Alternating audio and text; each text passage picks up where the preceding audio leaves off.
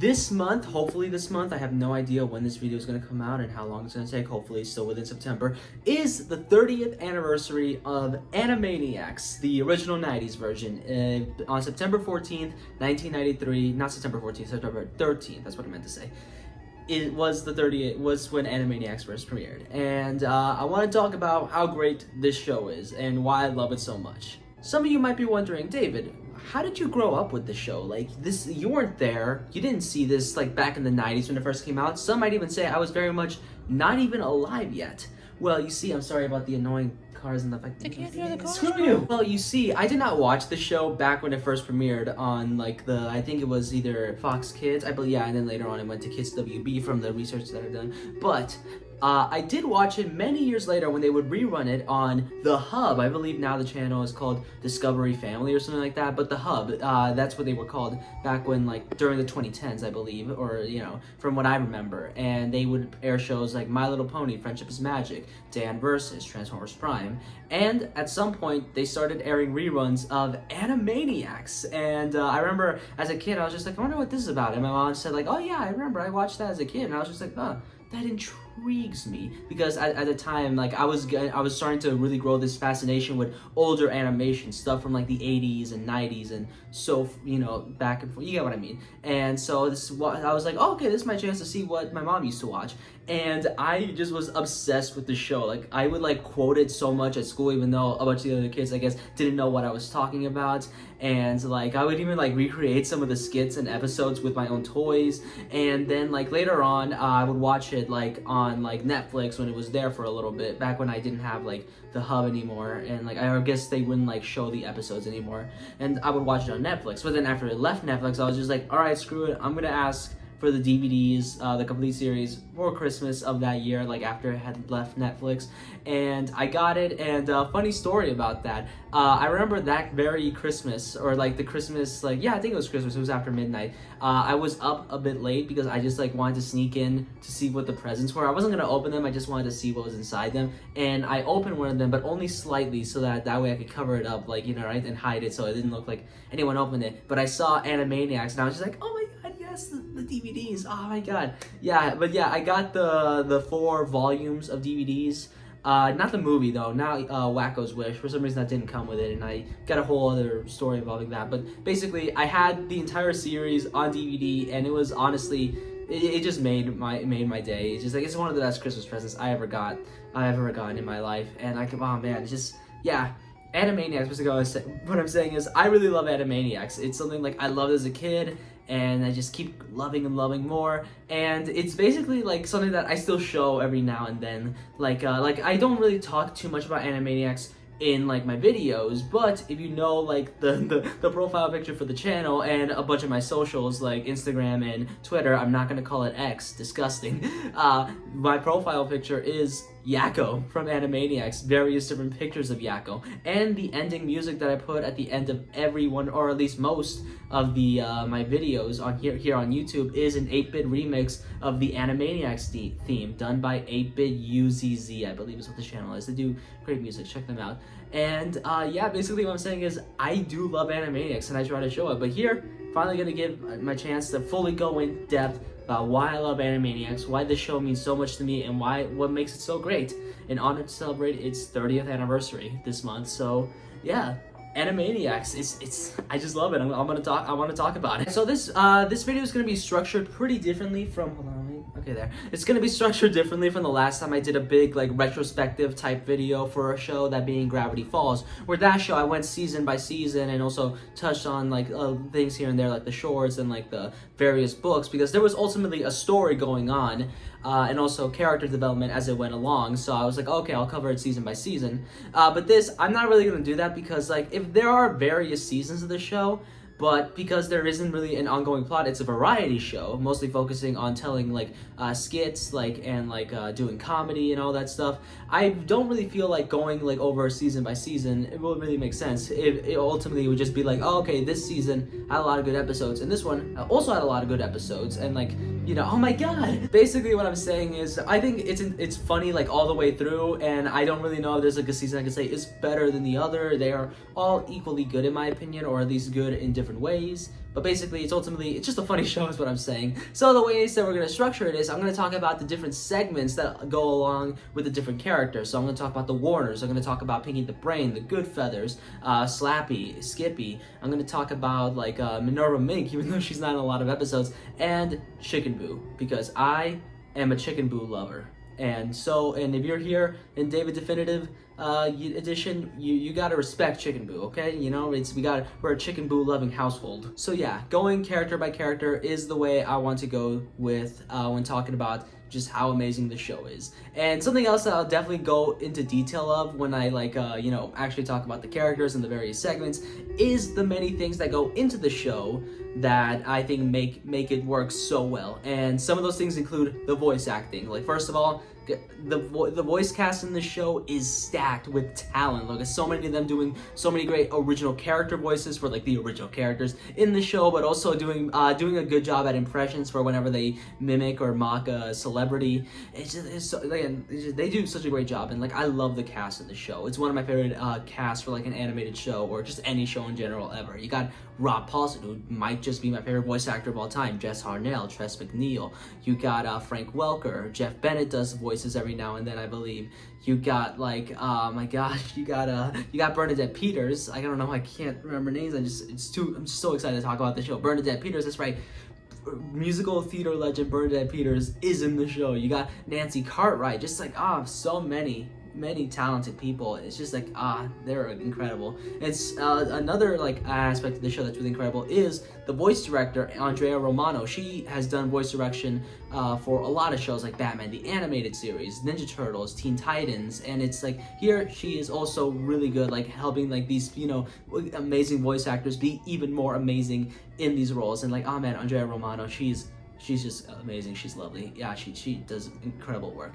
And other people that do incredible work are the writers in the show, the people who like help like write the jokes that are so funny in the show. Like I had this one, I actually written them down because there's a lot of great writers in this. Like Sherry Stoner, who's also another voice actor, by the way. She voices Slappy, and she does a great job too. But Sherry Stoner is a writer. Paul Rudd, also another voice actor. John McCann, Peter Hastings, Charles Howell. I'm sorry if I pronounced some of these names wrong. Screw me, I guess. Gordon Brazak, I hope. Earl Kress, Tom Minton, Randy Rogel, Nicholas Hollander, Deanna Oliver, and like a bunch of other people, I'm assuming. But yeah, writers, they do such an incredible job. All these writers and all, they're just incredible. Again, oh my god, I'm just so stoked to talk about this show. And I also want to shout out the composers. Like, okay, this show has incredible music, and it had like a 35-piece orchestra to bring like the music in every episode. That's right, an orchestra did the music for every episode. And here's some of the composers that helped create this music: Richard Stone, Steve Bernstein, Julie Bernstein. I believe they're married and they work together, so that's cool. Carl Johnson, J. Eric Schmidt, Gordon Goodwin, and Tim Kelly. They're great. And also want to shout out many of the directors and producers like Liz Holman, Rich Ahrens, Rusty Mills, Charles Weiser, and I want to mention Tom Ruger, who was the showrunner and creator of this show. And he gave us Animaniacs. He's the creator of the show, and yeah, he gave us this masterpiece of an animated series. Oh yeah, and I guess Steven Spielberg was involved as well. You might have heard of him. I think he directed some movies that are kind of well known, like Ready Player One and the BFG. Nah, just kidding. Yeah, Steven Spielberg helped bring these all these people together. I know he worked with a lot of these people for Tiny Toons. I should mention that Tiny Toons. I'm not too familiar with Tiny Toons, but from what I have seen, I liked. I definitely want to watch more. And I hope to watch that new one that's out right now soon, Tiny Toon University. You have to watch it. I gotta do that soon. But basically, yeah, he helped produce a bunch of animated series for Warner Brothers at the time, like Tiny Toons, Animaniacs, and Freakazoid and Pinky and the Brain, who are from this show. And they got a spin-off, but I'll talk about that a bit later. He is a big reason why these shows are as great as they are. They got that Steven Spielberg attachment, so they were given that extra money to make it extra good. So yeah, thank you. And yeah, I know Steven Spielberg directed good stuff too, like Indiana Jones and Jaws and all that stuff. I know that. I was just trying to be funny earlier. But basically, yeah, so many talented people worked on this show, and I can't wait to go into depth about what some of those things are in the show that are very good. So let's get started with the Warner Brothers and the Warner sister, can't forget about her. We got Yakko, voiced by Rob Paulsen. We have Wacko, voiced by Jess Harnell. And we got Dot, aka, I had to write this down, Princess Angelina Contessa Covisa Luisa, that's what I meant to say. Oh my god, handwriting is like terrible. Princess Angelina Contessa Luisa Francesca Banana Fana Bobesca the Third, or you know, like I said, Dot. But don't call her Dottie, or she'll like, I don't know, brutally murder you. Yeah, she's voiced by Tress MacNeille, and these are the Warners. They're like, I guess, essentially the main characters of Animaniacs. They're the ones that we see the most of in the show, and they're like the characters you would see on the posters and the promotional stuff. They are the face of the show, like I said, the Warners. And we get a lot of episodes centered around them, quite a huge variety of episodes, and most of them involve them being in their water tower on the Warner Brothers studio lot, where they interact with a bunch of characters like the P psychiatrist, Dr. Otto Scratch and Sniff, voiced by Rob Paulsen, the security guard Ralph, voiced by Frank Welker, the nurse who works there named Hello Nurse. I think that is actually her name, just Hello Nurse, which I'll get to her, talk about something related to her later on. But yeah, she's voiced by Tress MacNeille, and they also interact with, hold on, wait, I gotta remember the name. My gosh, I should have planned this out better. Okay. And another major character that they interact with on the studio lot is the CEO, Thaddeus Potts, voiced by Frank Welker. And the thing about him is that he is like a CEO who only cares about money and will basically cut costs and do a bunch of not good stuff for the studio in order to make more money. But he is more competent than David Zaslav, so that's good. For real though, David Zaslav, screw you. So the reason the Warners live in the water tower on the Warner Brothers lot is because according to the Animaniacs lore given in a lot of episodes start with a narrator explaining the origins of the Warners. And it says that apparently they were cartoon characters created in the 1930s, and they just wreaked havoc everywhere. They just run amok, causing chaos, and apparently the cartoons made no sense to anyone who watched them, so they decided to lock them up in the tower. But then many years later in the 90s they decided to break loose and then vamoose, and boom, now we got Animaniacs, baby. And man, oh man, are we happier for it. I gotta say, I really like the designs of the Warners themselves. I believe I heard somewhere, I should have mentioned this, I am a forgetful Francis every now and then, but a lot of the research that I did for this video was watching the DVD extras on the DVD box sets that I have, which I rewatched all of to make this video, and to get on my research and everything. And I believe in one of the DVD extras where they discuss designing the characters, they said that I believe at one point they wanted the Warners to be ducks, but they realized there are too many cartoon characters who are ducks, so they decided to make them these well, nobody knows what they are. Some people think they're monkeys or dogs, but they're just, you know what they look like. And what I really like about them is that they're you could definitely tell oh, okay, they keeping with the idea that these were characters from the 1930s, so they have that kind of old school black and white look to them, which is pretty great. And I love their design so much. I love the little things. Of course, Yakko, him being the tallest and the oldest of the three siblings, and his pants, his iconic brown pants, those are great. And you got Wacko being the more a weirder one of them all, and he has a blue shirt with a hat. He looks cool. I like him. And of course, Dot being supposed to be the cute one out of them. She has got a cute little flower and a skirt, and yeah, I just think design wise they look good. I really like them. Some of my favorite cartoon designs ever, cartoon character designs. They're great.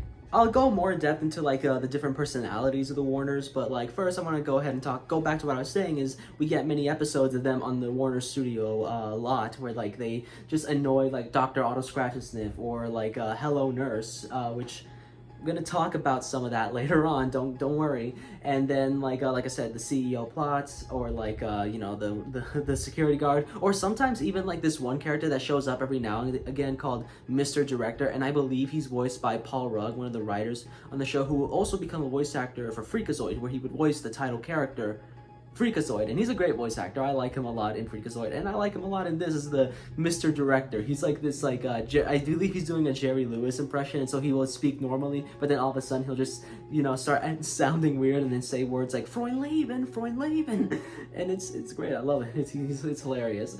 And yeah, sometimes the Warners just annoy him when he's trying to direct a movie, or him being a clown to try to entertain Wacko, even though he's afraid of clowns. And yeah, so we get a lot of scenarios scenarios like that, but also sometimes we get like different scenarios where like the Warners are just like in a different historical time period, annoying like or even sometimes even helping out a historical figure like Albert Einstein, Michelangelo, Abraham Lincoln, or sometimes they're just like in different locations, like they'll be in like a candy store and they're annoying I can't speak. They are annoying the snooty like owner of the place. So I don't know why I could not say that sentence. But yeah, they're annoying him. Or like they'll be like, I don't know, in different like mythology stories. Like I believe there's an episode where they like interact with like some Greek figures. There's like they're basically they do a lot of stuff. You can put them in a lot of scenarios because it's very classic Looney Tunes in that sense, where not just these characters but also the others too. But you see it a lot with the Warners, where they're like, oh, you get a good idea of what their personalities are, that you can just put them in any scenario, and you know, jokes can just come from like how they interact with whoever it is in that episode, or in just that general location where they are. It's very fun like that, and you can definitely tell Looney Tunes, like classic Looney Tunes, is a big inspiration on the show in general, especially when you see like a lot of the classic Looney Tunes characters make cameos in the show. A lot of episodes could also be like parodies of different movies or shows. Like I remember like another one that had Mr. Director in it was like a parody of like the Hearts of Darkness, I believe it's called, like the documentary based on like what happened behind the scenes of Apocalypse Now. I thought that was great. That was hilarious. And like yeah, I just you know, really like when they do stuff like that, and it's good. A lot of their parodies and you know are just really good. And something else that I really like about like specifically with the Warners is when they play off the whole, they were cartoon characters that have existed since like the 1930s.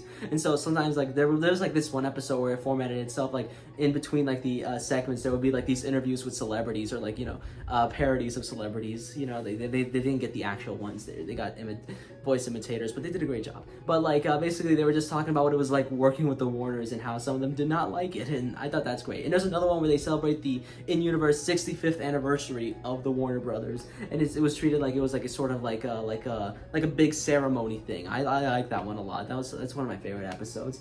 But yeah, I like when they do stuff like that. That's great. Now let's talk about the Warners themselves. What makes them so great? Well, first of all, you got like the vocal performances by the voice actors. Rob Paulson as Yakko, Jess Harnell as Wacko, and Tress MacNeille as Dot. They do an incredible job. I absolutely love these voice actors, some of my favorites of all time, and I just love the way they perform these characters and how they bring life to them, and just like how much they add to the personalities of the characters. It's so good. Let's start off with Wacko. You might think I would have started with Yakko first, but I'm saving him for a little bit towards like later in this segment because I got a lot to say about it.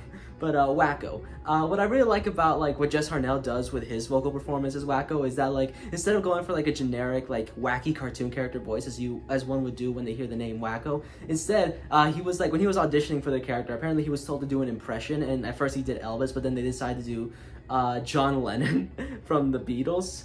And like, so he was doing an impression of John Lennon, and like later like he kind of changed it a bit so he could sound like, because when he saw the actual picture of Wacko, he saw he was really short, so he decided to change it, like make it a bit more higher pitched, and boom, that's how we got the iconic voice for Wacko. It's an impression of John Lennon from the Beatles, and I think that's great, especially as a Beatles fan. Like I love that. He's very much the more sillier ones, which I know sounds a bit weird because they're all kind of silly, but you know, I guess out of all of them, he's like the wackiest, I guess. That's what I gotta say. He's the wackiest. Next up, we got Dot, voiced by Tress MacNeille, who I said did an incredible job voicing her. I really like how she brings both the cuteness and sass that Dot has, because she's got both of those things. Like Dot, we know her, we know what she looks like. She is cute, and she has an ego about it. She always brings it up in every conversation whenever she can. I'm the cute one. But she can also flip that, like, you know, like flip a dime and like change personality when somebody calls her Dottie or like is like rude to her. She just like can immediately like throw hands, you know, right? Like, or at least, you know, the cartoon equivalent of that would just like hitting someone with a mallet or an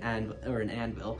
And she'll even have like a sarcastic remark if like her brothers, like Yakko and Wacko, are doing something like fawning over a you know, hello nurse or something, which like, I'm gonna talk about that, don't worry. And she also does it too. She is also just as horny as like Yakko and Wacko sometimes, mostly for, you know, hunkier guys, I guess. But like, yeah, I just like, yeah, Dot, she's great. I think she very much adds to like this dynamic with the siblings, being like the little sister one who like tries to act cute, but at the same time you can tell like she loves her brothers, especially sometimes annoyed by them as well. So it's like, yeah, I like their sibling dynamic that they bring in many episodes, and together they also really work as like a comedic trio, often working all together to like, you know, annoy someone like I said, like a candy store owner or like a rude like news reporter, stuff like that. And yeah, so Dot, she's cute, she's adorable, and like yeah, she's just really hilarious as well. So Yakko Warner, I decided to leave him for as the last Warner I talk about when talking about the three, because man, I just got so much to say about him. Like, I'm sure you noticed this on my YouTube channel, like the profile picture is Yakko, specifically when he's doing his Nations of the World song. That moment, I love that song, by the way. I'm gonna talk about it, don't worry. And like on my Instagram, it's Yakko profile picture again. On my Twitter, not calling it X, disgusting, it's Yakko. And basically almost any other form of social media that I have, Yakko's the picture. And oh man, it's because I just love Yakko so much. He's my favorite cartoon character of all time. Honestly, I think he might even just be my favorite fictional character of all time. I just love so much about him. Like Rob Paulsen's performance as Yakko is incredible. It's my favorite performance from him, from like anything he's done. Like I just love the like how he adds like all the things to him. Like he helps bring like the snarky and quick-witted attitude that Yakko has, because Yakko is very much like, I guess, a sort of leader for the Warners. He often comes up with all the plans and tries to instigate like a lot of the situations they get into, like when annoying other characters. And man, I just love like he always has like a sarcastic remark for almost like anything when somebody says something.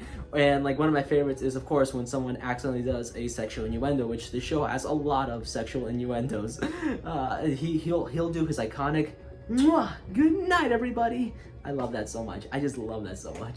And oh my gosh, he's just incredible. Like so many of like my favorite like lines, like funny lines given in like this show have come from Yakko. I think like I had laughed so many times rewatching this show, and like Yakko was even my favorite as a kid. Like I said, like I just love that, like that snarky, like a quick-witted attitude that Yakko had. And like, oh my god, and like his expressions, like all the Warners have great expressions, and Yakko has like some of my favorites. Why do you think like, so I use so many different pictures as my profile pictures for like various social medias? Because he's got a lot of great ones. Makes me wish I could get like a cell. Like I know some people buy like animation like cells from different animated shows, and I want one from this show, but I don't have the money right now, and I spend it too much on turtle toys.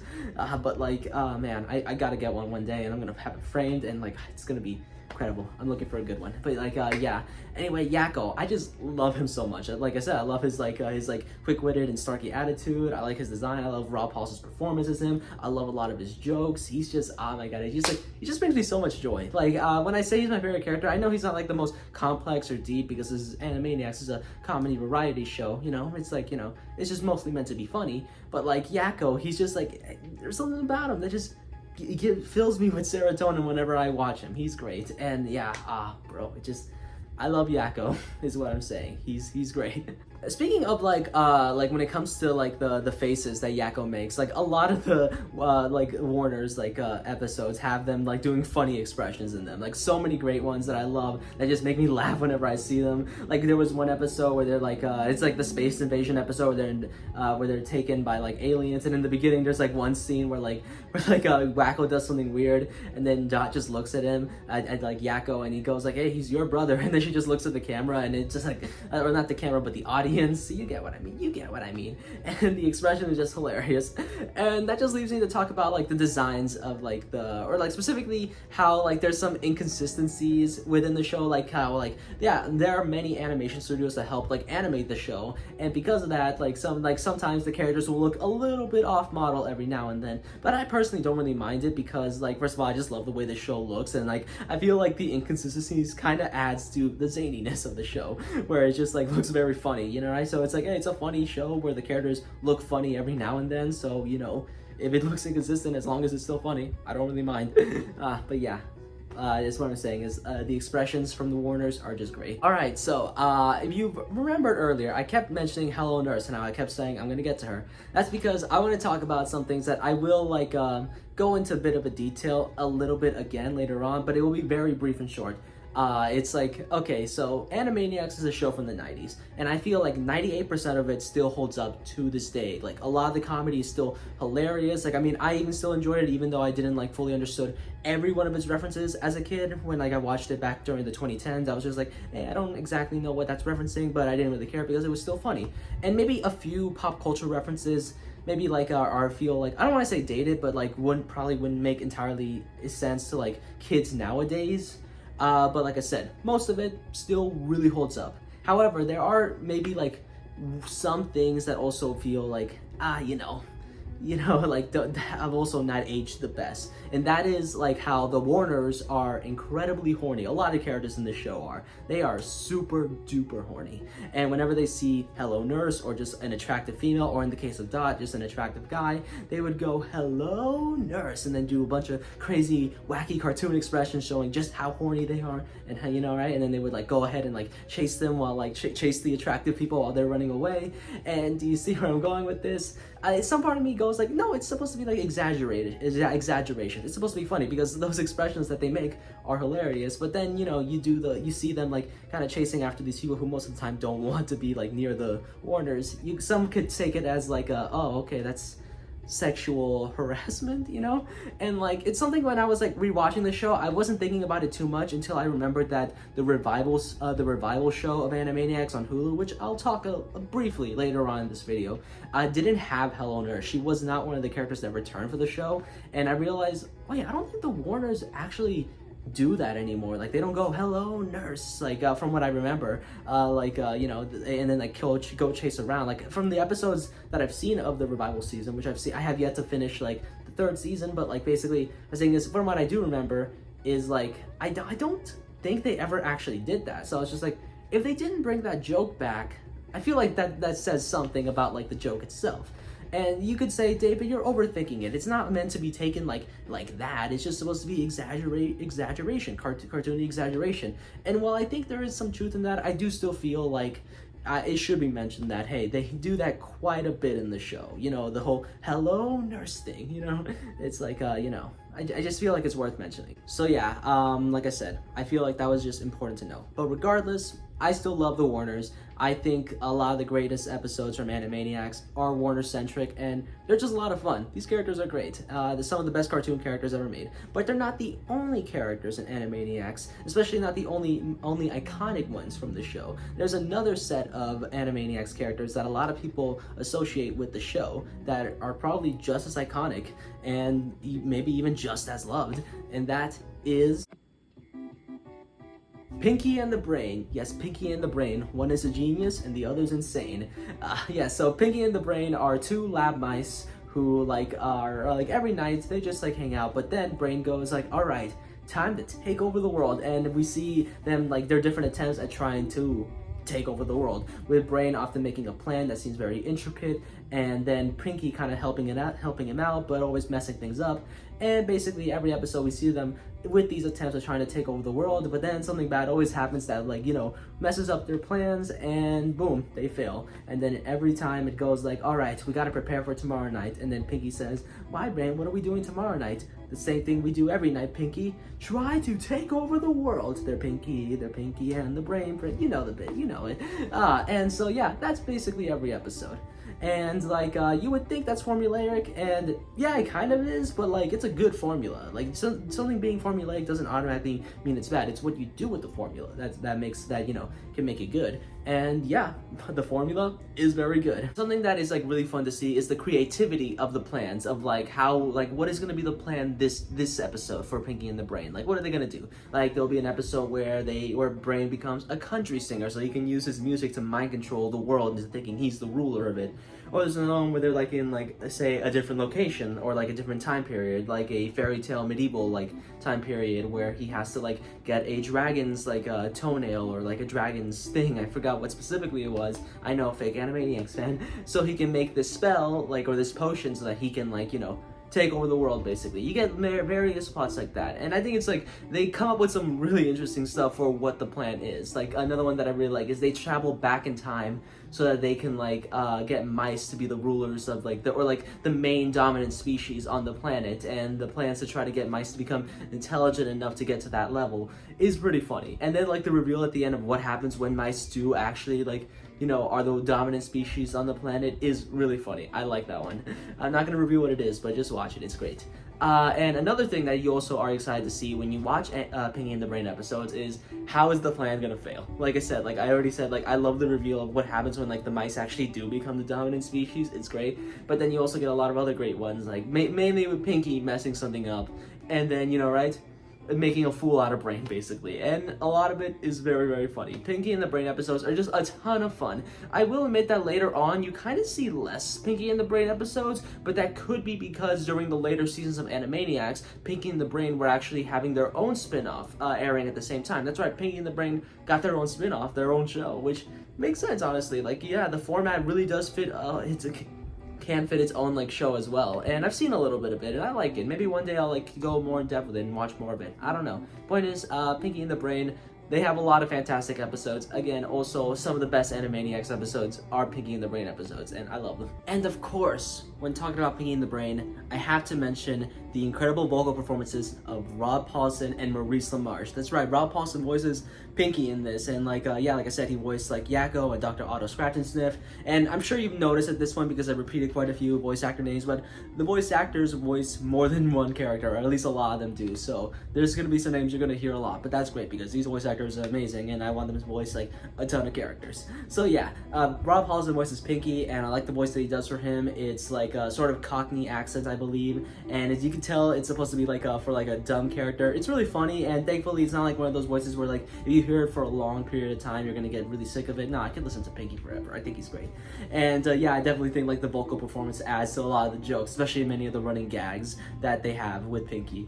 And the Brain, voiced by Maurice LaMarche, is also really good. I believe it's a sort of Orson Welles type impression. I know the voice that he does for the Brain sounds very similar to whenever he like impersonates like the Brain. There's even an episode of Animaniacs where the Brain is like recording lines for something, and he's like repeating like actual things that Orson Welles said, or at least similar to what he said. And yeah, I don't know, I just think that's neat. But yeah, I like the voice performance that he does for the Brain. I think it's really good. I don't know why he had to keep saying the Brain. I just got to. He's the Brain. And yeah, Maurice LaMarche does a fantastic job. Also doing a really good job at delivering a lot of the funny lines. And I just love their like Maurice LaMarche and Rob Paulsen together. I think they work really well off of each other and help bring the chemistry between Pinky and the Brain. And it's definitely like I said before, it's a duo where like, oh, there's a serious one and there's a goofy one. Did I say that before? I don't know. I had to redo this part so many times because like yeah, I'm bad at speaking sometimes. But yeah, you got the serious one and the goofy one, and you know, you got that dynamic. It's a dynamic that works, and it definitely works here a lot. And also the designs of Pinky and the Brain, I really like them. There are two white lab mice, Pinky being the more taller and leaner of the two, and of course having a goofy face, which is great. And you got Brain, much shorter but a bigger head, showing off like, you know, his gigantic brain and how smart he is. And he usually has a frown on his face. And yeah, they definitely complement each other. Where you got the more like smaller, like a serious one, and the goofier, taller one. And like you got two red noses on both of them. Not that they both have red noses. That's what I wanted to say. That I don't know why I can't speak. Animaniacs does this to me. Man, I just get too excited. Was making this video a mistake? You know, honestly, that's the question I ask every time I make a video. Anyway, yeah, Pinky and the Brain, absolutely love them. They're iconic. They're some of the best characters from Animaniacs. Some of the best episodes are Pinky and the Brain centric, and I could definitely see why they were chosen to like give like, you know, to give them their own spin-off is what I'm saying. There's me not being able to talk. I should really watch more of this spin-off, honestly. I haven't seen too much of it. From what I have seen, I really like it. Maybe I'll even do a video on it, like, you know, watch the whole thing and do a video on it. I don't know, we'll see. But yeah, Pinky and the Brain, they're great. But now let's move on to the next set of Animaniacs characters. Grab whatever Italian-related food that you like, because we're talking about the Good Feathers, baby. Yeah, man, the Good Feathers. I remember liking them as a kid, even though I had no idea that they were supposed to be a parody of the Goodfellas. Because as a kid, I did not watch Goodfellas, which is probably a good thing, because I don't think I should have watched Goodfellas as a kid. It's probably, I don't think kids should probably see that movie. They should later on when they grow up. It's great, but like, you know, this wouldn't be really appropriate. So the Good Feathers, they are three pigeons. Squid, voiced by Maurice LaMarche, Bobby, voiced by John Mariano, and Pesto, voiced by Chick Venera. I have the names written here, so I can remember. But like, yeah, they basically are, like, the voices are them, like these voice actors. They do impressions of Ray Liotta, Robert De Niro, and Joe Pesci from Goodfellas, and like, or apparently according to the like DVD extras, one of them said that Chick Venera, who did the voice for Pesto, apparently that's just his natural voice, or like it's just he just sounds like Joe Pesci, which is hilarious. But like, yes, they do the voices of the Goodfellas, and like I said before, at the time as a kid, I did not know that that's what they were doing. They were doing impressions of those celebrities in that movie, but I still found the voices funny, so I think that's good. I think the Goodfellas are a good example of like a parody that's still funny, even if you don't know exactly what it is it's referencing. Many episodes have them just doing regular pigeon stuff, like, oh hey, they'll like they need to get food, or they're like sitting on top of a perch or a statue, or they'll often just do other things. Like there's ones where they're auditioning, or like they're playing crows in a movie, which is like a parody of The Birds by Alfred Hitchcock. I believe the episode is called The Boys or something like that.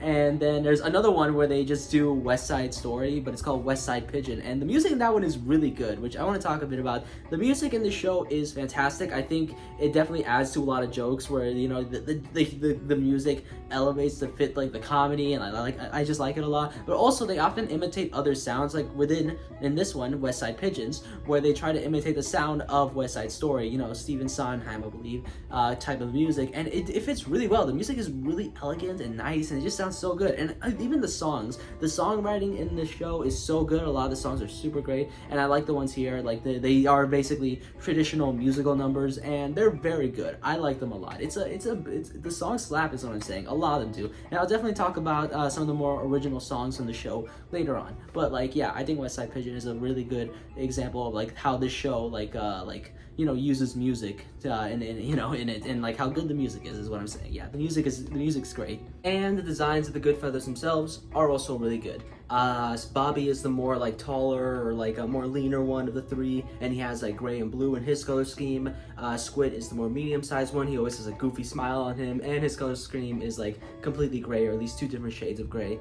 And Pesto is the shorter of the three, being purple and gray, and he has like a weird thing going on with his eyes to show off like his more angrier side, right, of himself, and also good. So yeah, I like all of them together. They look good, and all good designs. I like them. This is what I'm saying. I just repeated the same thing like 3 times. So the dynamic of the Goodfellas is that Squid, he's like the short, he's like kind of like the more medium size of, like, he's a bit like a pudgier than the other two, but like but he's like the more medium size of the three pigeons, and he's more happy-go-lucky. He usually has a smile on his face, and is always the one who's like willing to do things or follow along with the others' plans. Bobby is the sort of leader of the Goodfellas. He like is more taller and leaner around the neck area, and like he is usually like the one who goes like, all right guys, we should do this, and often like calls out like Squid and Pesto for like their dumbness, and also laughs at them when they start fighting. And speaking of Pesto, he is honestly really funny. Like I said, it's Joe Pesci. He's doing a Joe Pesci voice, or I guess just a regular voice that just happens to sound like Joe Pesci, but I like it because Joe Pesci's voice is just great. And like, yeah, Pesto has a great voice. I like him. And they do that joke from like, if you Goodfellas, if you know the joke where like he goes like where he calls him funny, and then he says, what, are you calling me funny? Like I'm a clown to you? Am I here to amuse you? You know that scene. Yeah, they do that like almost every episode, or I think just straight up every episode. They have that thing where like Squid, the Ray Liotta pigeon, says something, and then like Bobby goes like, what are you saying? I'm this, and then he misunderstands it, and then he just starts fighting him. And it's a joke that you think would get old, and maybe for some it does, but for me, I don't know, I enjoyed it. I thought it was funny. And yeah, he basically beats up like Squid almost like every episode, I guess. And something else I find funny is like there's a later episode where they have like love interest. They have some every now and then, and like Squid's love interest pigeon is like also kind of abusive to him the way Pesto is, and like I don't know, that just like makes me wonder, like, Squid, is that your thing? Are you into that? Or like is he just like gravitated, like attracted to that? And so I kind of have to question him, like, Squid, are you okay? Like, why are you should I call someone? But like no, I'm just joking around. Basically, yeah, that's the dynamic of the pigeons. I think they work great off of each other, and like I said, like I love like the dynamic that they have here, where it's like, yeah, very much Goodfellas inspired, but it's so much to the show where like it's still good on its own, is what I'm trying to say. I'm bad at talking. Yeah, but yeah, it's good on its own, so even if you haven't seen Goodfellas, you can still find it really funny. Yeah, Goodfellas, they flock together, but you know what happens after they flock together, according to the theme song?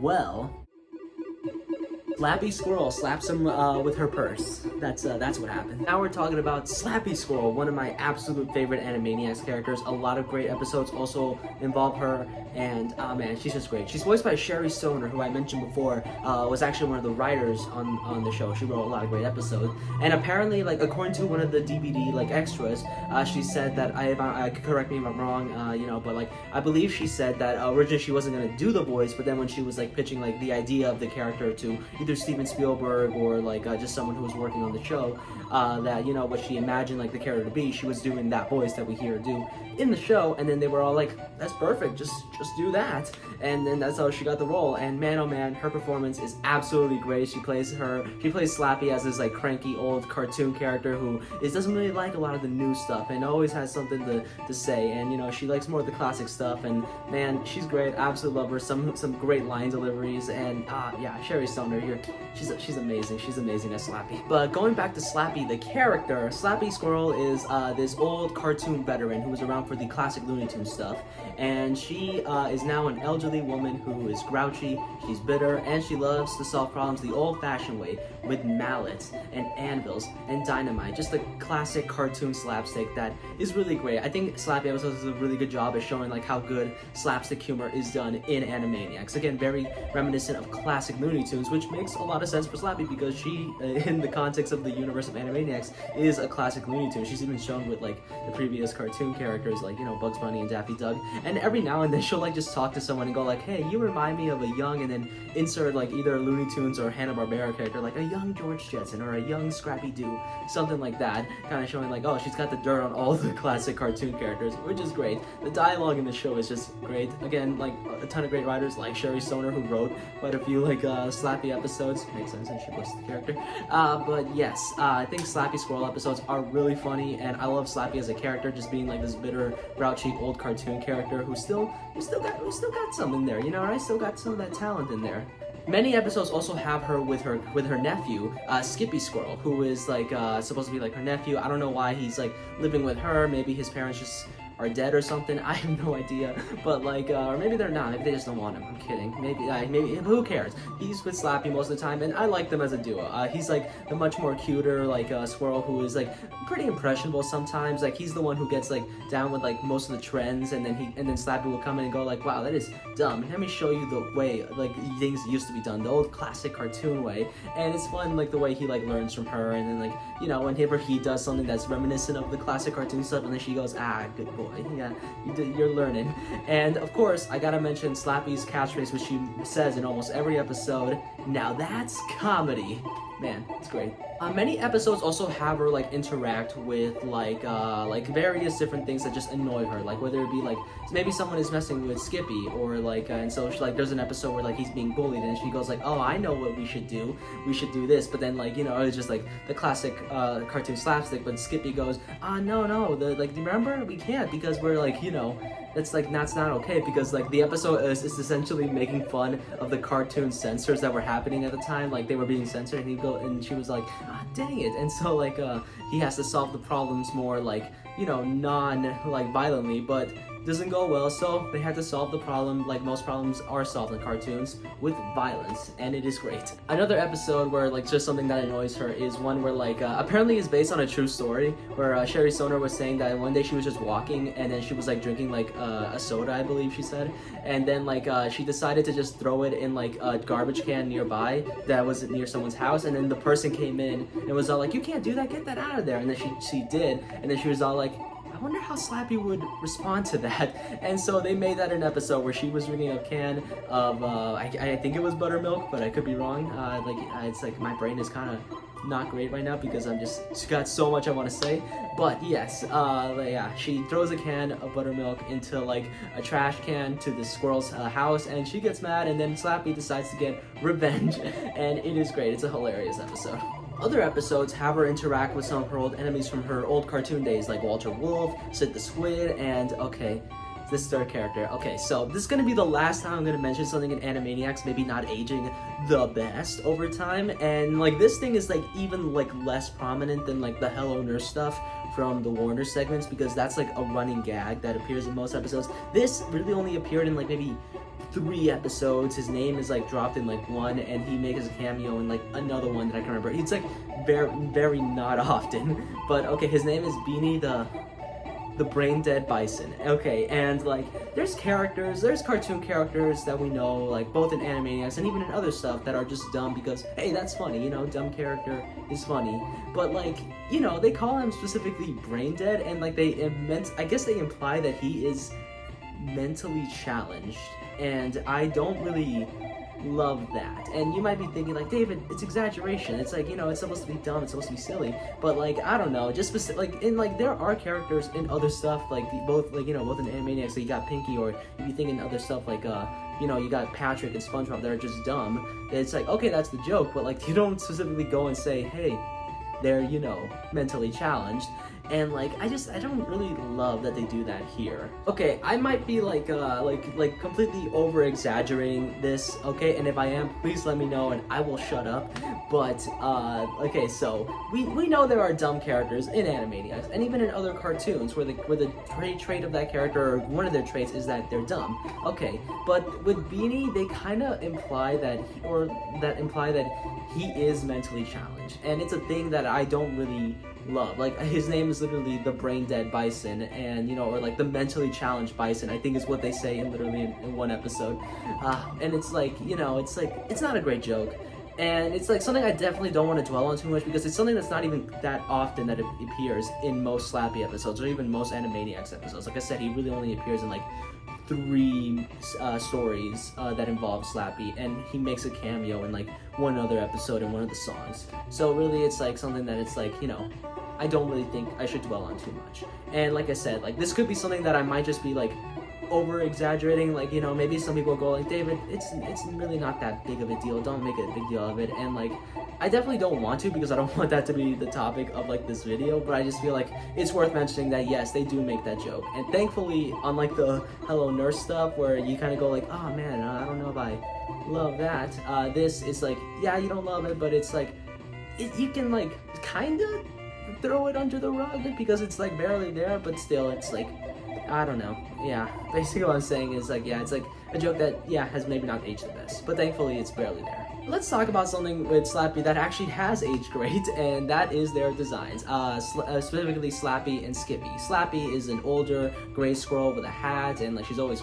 you know, crouching like this because she's old, and like I do it sometimes because I just have bad posture, but she's old, so you know, they have an excuse to have bad posture. I don't know what my excuse is, I just need to fix it. Anyway, point is, I like her design, she's great, definitely showing off the grouchiness of the character, and yeah, she's great. And of course we got Skippy, who is the shorter brown squirrel, and like, you know, he's cute, you know, that's all I gotta say, he's very cute, and they go well together, showing off the older and like younger like age gap between the two. That's even like a lyric in like the theme song to Slappy. It's generation gappy, I think that's actually what they say, and you know, Slappy and Skippy. But anyway, yes, they got good design. One more thing that I want to mention is a particular episode of Slappy, of like one of the Slappy episodes called One Flew Over the Cuckoo Clock's Nest, I believe it's called.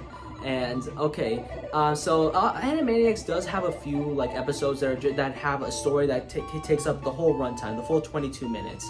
Like most episodes have just multiple segments, so you kind of get like, oh, okay, so there'll be like maybe like an 11-minute story, or sometimes even less. It will just be like whatever they can to fit the runtime, and that's where a lot of the fun comes. But like sometimes you'll just get a surprise like episode and be like, oh hey, it takes up the full 22 minutes.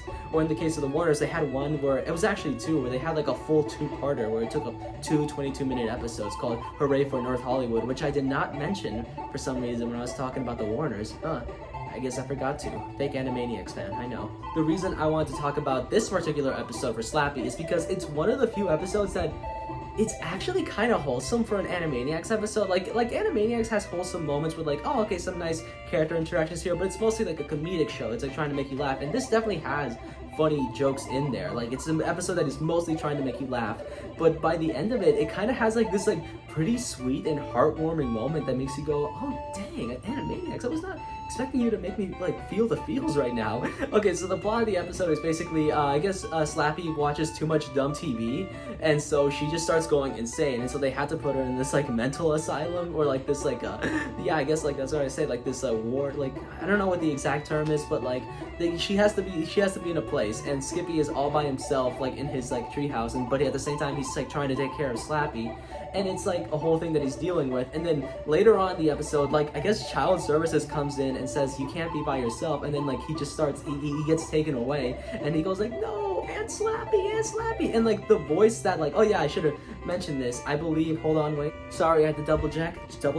Nathan Ruger, I believe, does the voice for Skippy, and like he's like Tom Ruger, the creator of the show's son. And I was pretty sure I remember hearing somewhere that there were actually multiple voices for Skippy because they use actual children, and when they voices change, they like, you know, they would change it out. But like when I was looking like information online, I could only find Nathan Ruger as like as Skippy, and I'm pretty sure like in the credits, like you know, like they probably say who voices him, so I could have checked those. But man, like I had to watch so many episodes, guys, is what I'm saying for this video. It's like I had to watch so many episodes, I couldn't keep track of everything, so like yeah.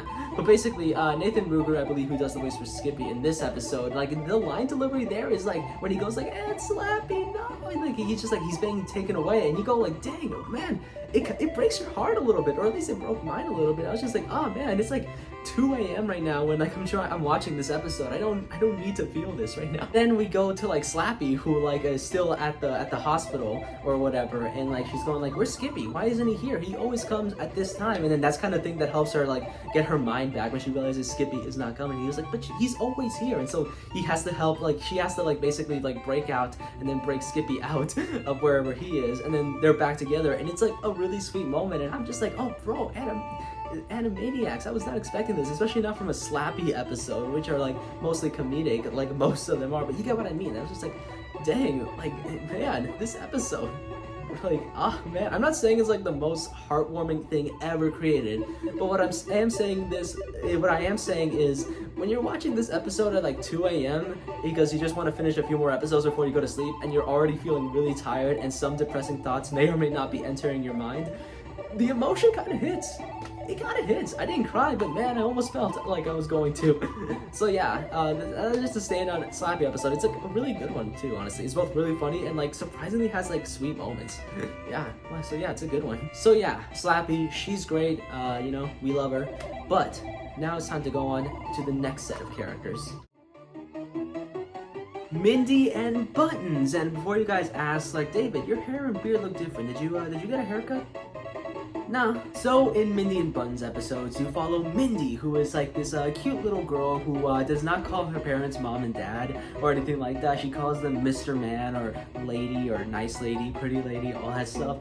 And it's like, and the parents are very much annoyed by this. They go like, why can't you just call me mom or mommy or anything like that? But like she just keeps going, no, hi Mr. Man, hi lady. And I think that's very funny. I like that running gag.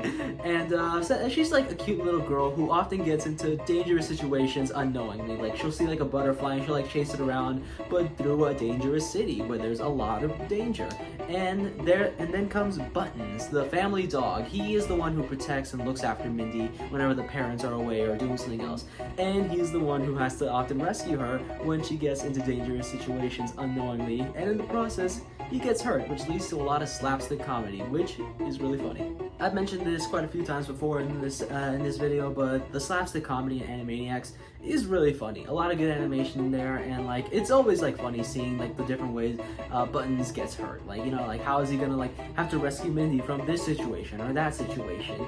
And like yeah, it's like he does get hurt a lot, but there's also a little bit of that sweetness to it where, you know, like yeah, you know, he, like I said, he's getting hurt quite a lot. I know I keep repeating that, but you know, he's doing this because he really does care for Mindy and wants her to be safe. So, you know, you gotta go like, hey, there's a little admiration there. So while you're laughing at the fact that he got bonked on the head, you're like, oh my god, there's like a motorcycle or something outside just like revving up. Like, I don't know, like they're having like a drag race or something. I don't know. Is that the right term, drag race? Am I using that right?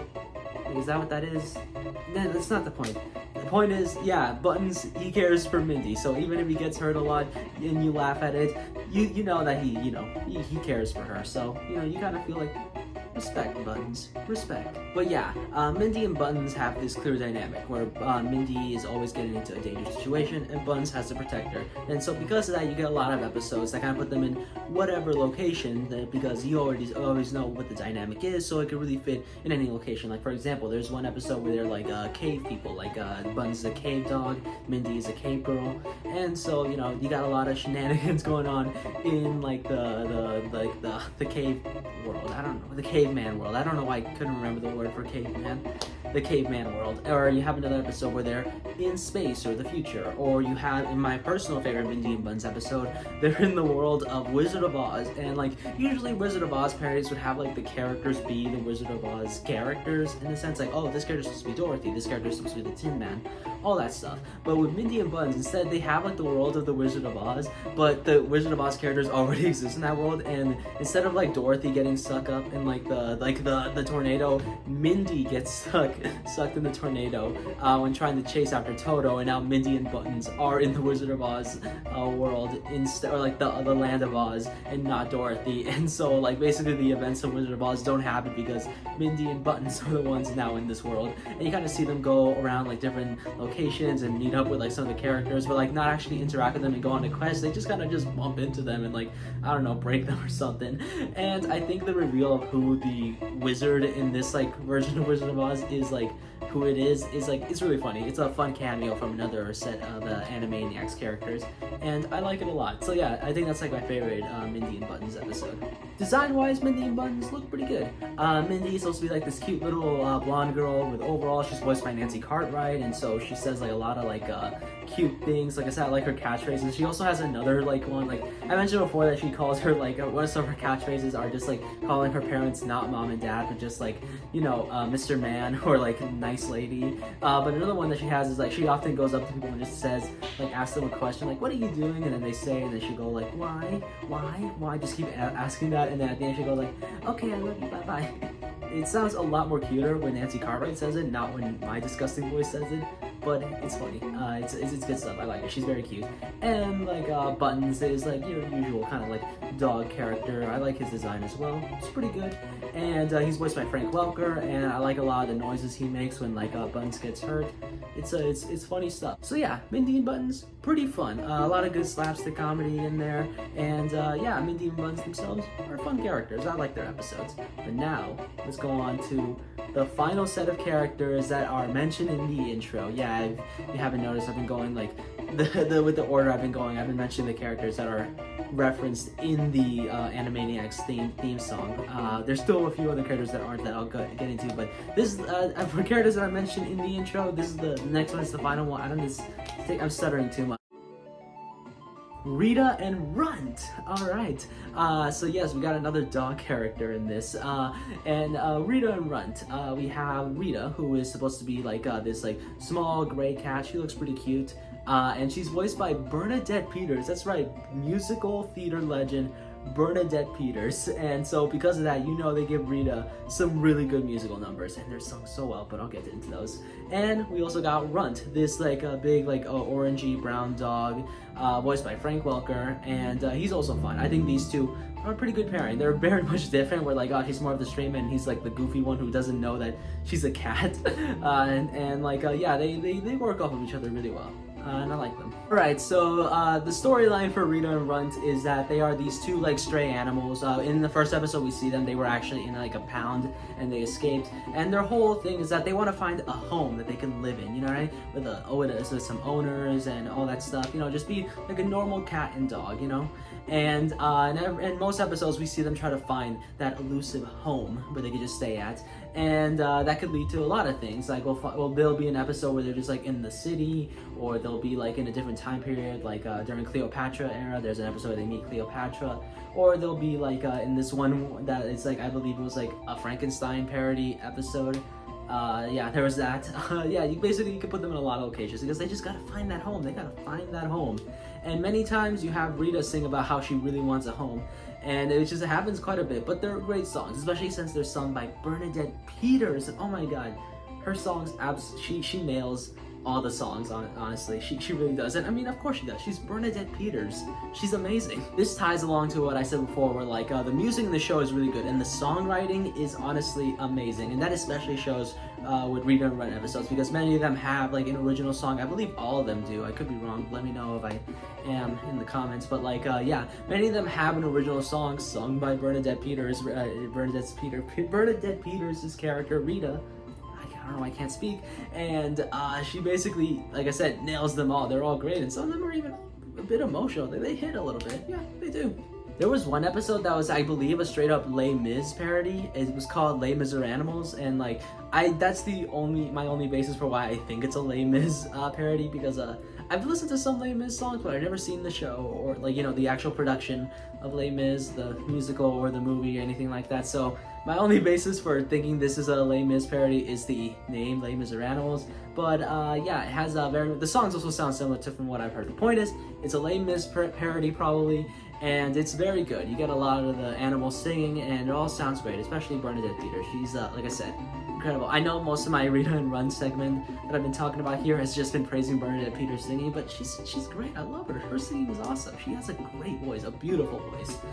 Bernadette Peters is great, is what I'm saying. Oh yes, but Run. I should probably talk about Run. Like I said before, he is like the more dopey, like kind of character. He's like a dog who doesn't know that Rita is a cat, but you know, they still hang out. And like, you know, I like that he like very much does care for Rita. Like he really likes hearing her sing and will help her out with anything and is always there for her. It's great stuff. And there are even some episodes where like either like Rita is the one who's like wanted by like an owner, but Runt isn't, and then she goes like, all right, if you know, if they don't want Runt, then I don't want to be with them, because they got to be together. And the same thing, Runt is sometimes liked more by an owner instead of Rita, but then Runt goes, yeah, but I want to be with Rita. So like I said, they really do care about each other, and they want an owner that will accept both of them. They want to find a home that can have both of them, and that's really nice. They're sweet. Rita and Runt episodes aren't anything too hilarious, but they got good music and some nice sweet moments, and I like them. One more Rita and Runt episode that I want to mention is this one that takes place during like we'll just say a very specific time in Germany that was not great for a lot of people. And okay, the episode doesn't explicitly say it takes place during that time, and it doesn't have any of like the you know, specific imagery that would go along with that. I'm assuming they couldn't like put a specific symbol, you know what I'm talking about, but it's very much implied with the fact that like there's like these like what I'm assuming is like a German hound dog, and like these people in these specific uniforms, and the fact that these two people trying to get away from this area. See what I mean where I say that like it seems like it takes place during a specific time? But it's a very good episode, I should say. Rita and Runt follow this girl who is like trying to find her father, because he's like at the train station, and he goes like, you like just come with me, I will be there, like go to the train station and I will be there for you. But Rita, because she knows a lot about abandonment, believes that like the father isn't gonna be there. But then it turns out the father is there because he loves his daughter, and they go along, you know, right? They go along with her, and then like you kind of think like, oh man, are Rita and Runt gonna, you know, go with that father and daughter and be all together like a family? And no, because you know, you gotta stick to the status quo. But it is like a nice one, you know, right, where you see the father and daughter reunite, and Rita and Runt are still together, trying to find a home for, you know, to live at, basically. And yeah, it was a good episode. I liked it. Yeah, that's my thoughts on Rita and Runt. And like I said, I have mentioned all the characters that were mentioned in the intro. It goes the Warners, and then Pinky and the Brain. They want to rule the universe. Good feathers flock together. Slappy slaps them with her purse. Buttons chases Minty while Rita sings a verse. It goes like that. I'm probably messed up those lyrics, but that's because I am been talking for quite a while now, and I've still got a few more characters to get through. Like the Hip Hippos. That's right, the Hip Hippos. They're like these two big hippos, one being blue and one being like purple. She's like a girl, and they are very much in love. There's Flavio, voiced by Frank Welker, and Marita, voiced by Tress MacNeille. I remember that she was voiced by Tress MacNeille, but I had to like remember what her name was. My bad, I know, fake Animaniacs fan. But yes, they are the two Hip Hippos. They live in like a nice big house in the jungle, but one day they were all like, you know, screw the jungle, I want to live in the city. And so they do that. They move their house into the city, and now they're hippos living in the city, rich hippos, and many episodes can range from like them doing stuff in the city. Gonna be honest, I don't actually have a lot to say about them, but they're still pretty enjoyable. Like episodes, there are a few episodes that follow like this one like safari lady who is like trying to like do research on the hippos, but then she realizes if they're in the city, they'll get hurt. In reality, they won't actually get hurt because they actually adjust to the city pretty well. But she tries to go out of her way to get them out of the city and back into the jungle, but many of her plans fail, and she ends up getting hurt due to slapstick comedy. And it's great, pretty funny. One other standout Hippos episode that I really like is also a Piggy in the Brain episode, where Brain has like this plan to like become like, to pretend to be a baby basically, and he thinks that if he's like taken in by a rich family, then he'll have like big like power within like the social economic class or whatever, something like that. I'm very tired.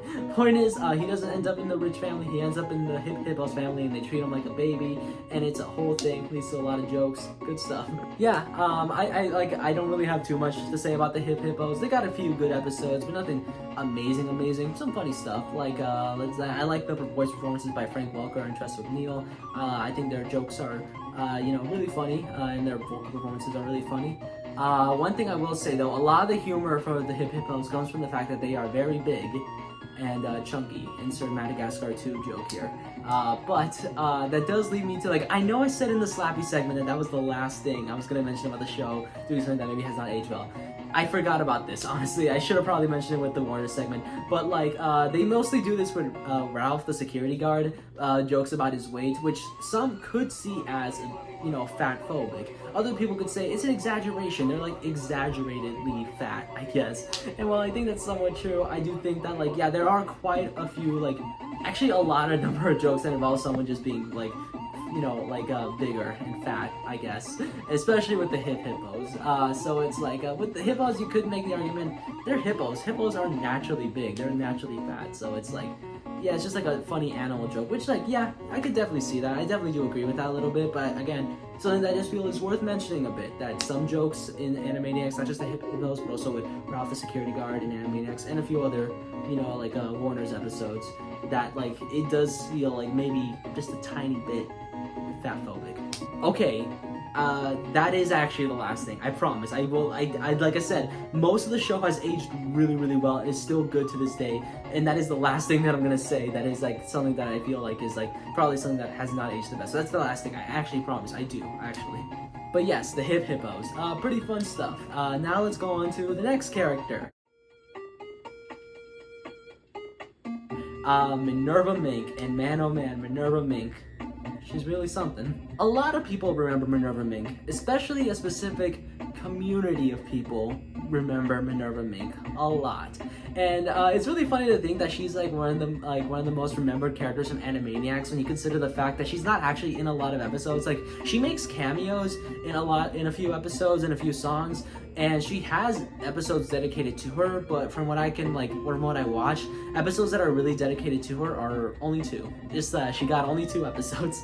One where she is being chased around, well, not chased around, but there's this one dorky looking wolf who wants to go out with her, but she's all like, nah, you're a dork, you're ugly, I don't want to go out with you. But then at night during the full moon, the wolf becomes like real big and buff and handsome, and every animal just wants to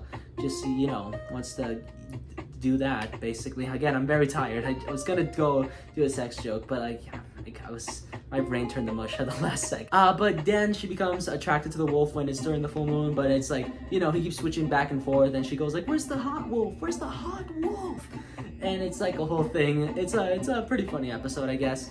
And there's another one that also involves someone being horny for her, which is this one dog who I believe is a German Shepherd. I say that because he was in that episode that I mentioned before with Rita and Runs, but I could be wrong. He might have not been a German Shepherd. He was just blue is what I'm saying. I know German Shepherds aren't blue, but I don't know. I'm just saying words now. He's blue. He has a red nose, and his whole thing is that his owner says like, hey, you gotta hunt for minks, and he finds Minerva Mink, and he wants to try to actually hunt her and bring her back to the owner, but he keeps also getting horny for her, and when she does things to distract him, and he yeah, that's the episode. I think these episodes are funny. I just don't have too much to say because like the joke is basically, wow, Minerva is super hot. Every animal wants to bone her, and it's like that's also another reason why she's very memorable to a lot of people, because she's very hot and people want to bone her. Minerva Mink, her design is also pretty good. It's memorable, obviously,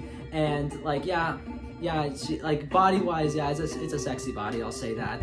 I mean, like I said, I'm not attracted to her because I'm not attracted to cartoon animals, but, you know, I can see why other people would find her really attractive, and I did before. Like I said, I thought she was cute as a kid, and like, design-wise, it's memorable, it's good, it's a good design. It's a very hot design. If you guys watched my Space Jam video, go check it out, by the way. I think it's a pretty good video. I said that as a kid, I did have a crush on 2 anthropomorphic animal cartoon characters. I'm not a furry, not that there's anything wrong with that, I don't kink shame, but I personally am not a furry. But as a kid, I did have a crush on Lola Bunny and Minerva Mink. I will say I do think Minerva Mink is a better character than the Space Jam Lola Bunny, because there's actually a personality to her. She is very shallow in her first episode that's like dedicated to her. She even says that she wants to marry someone who has like rich parents and is handsome, because again, she's very shallow, and like she says no to like the dorky wolf because he looks like a dork, but then like when he turns hot, she is into that. So it's like she's very shallow, and you know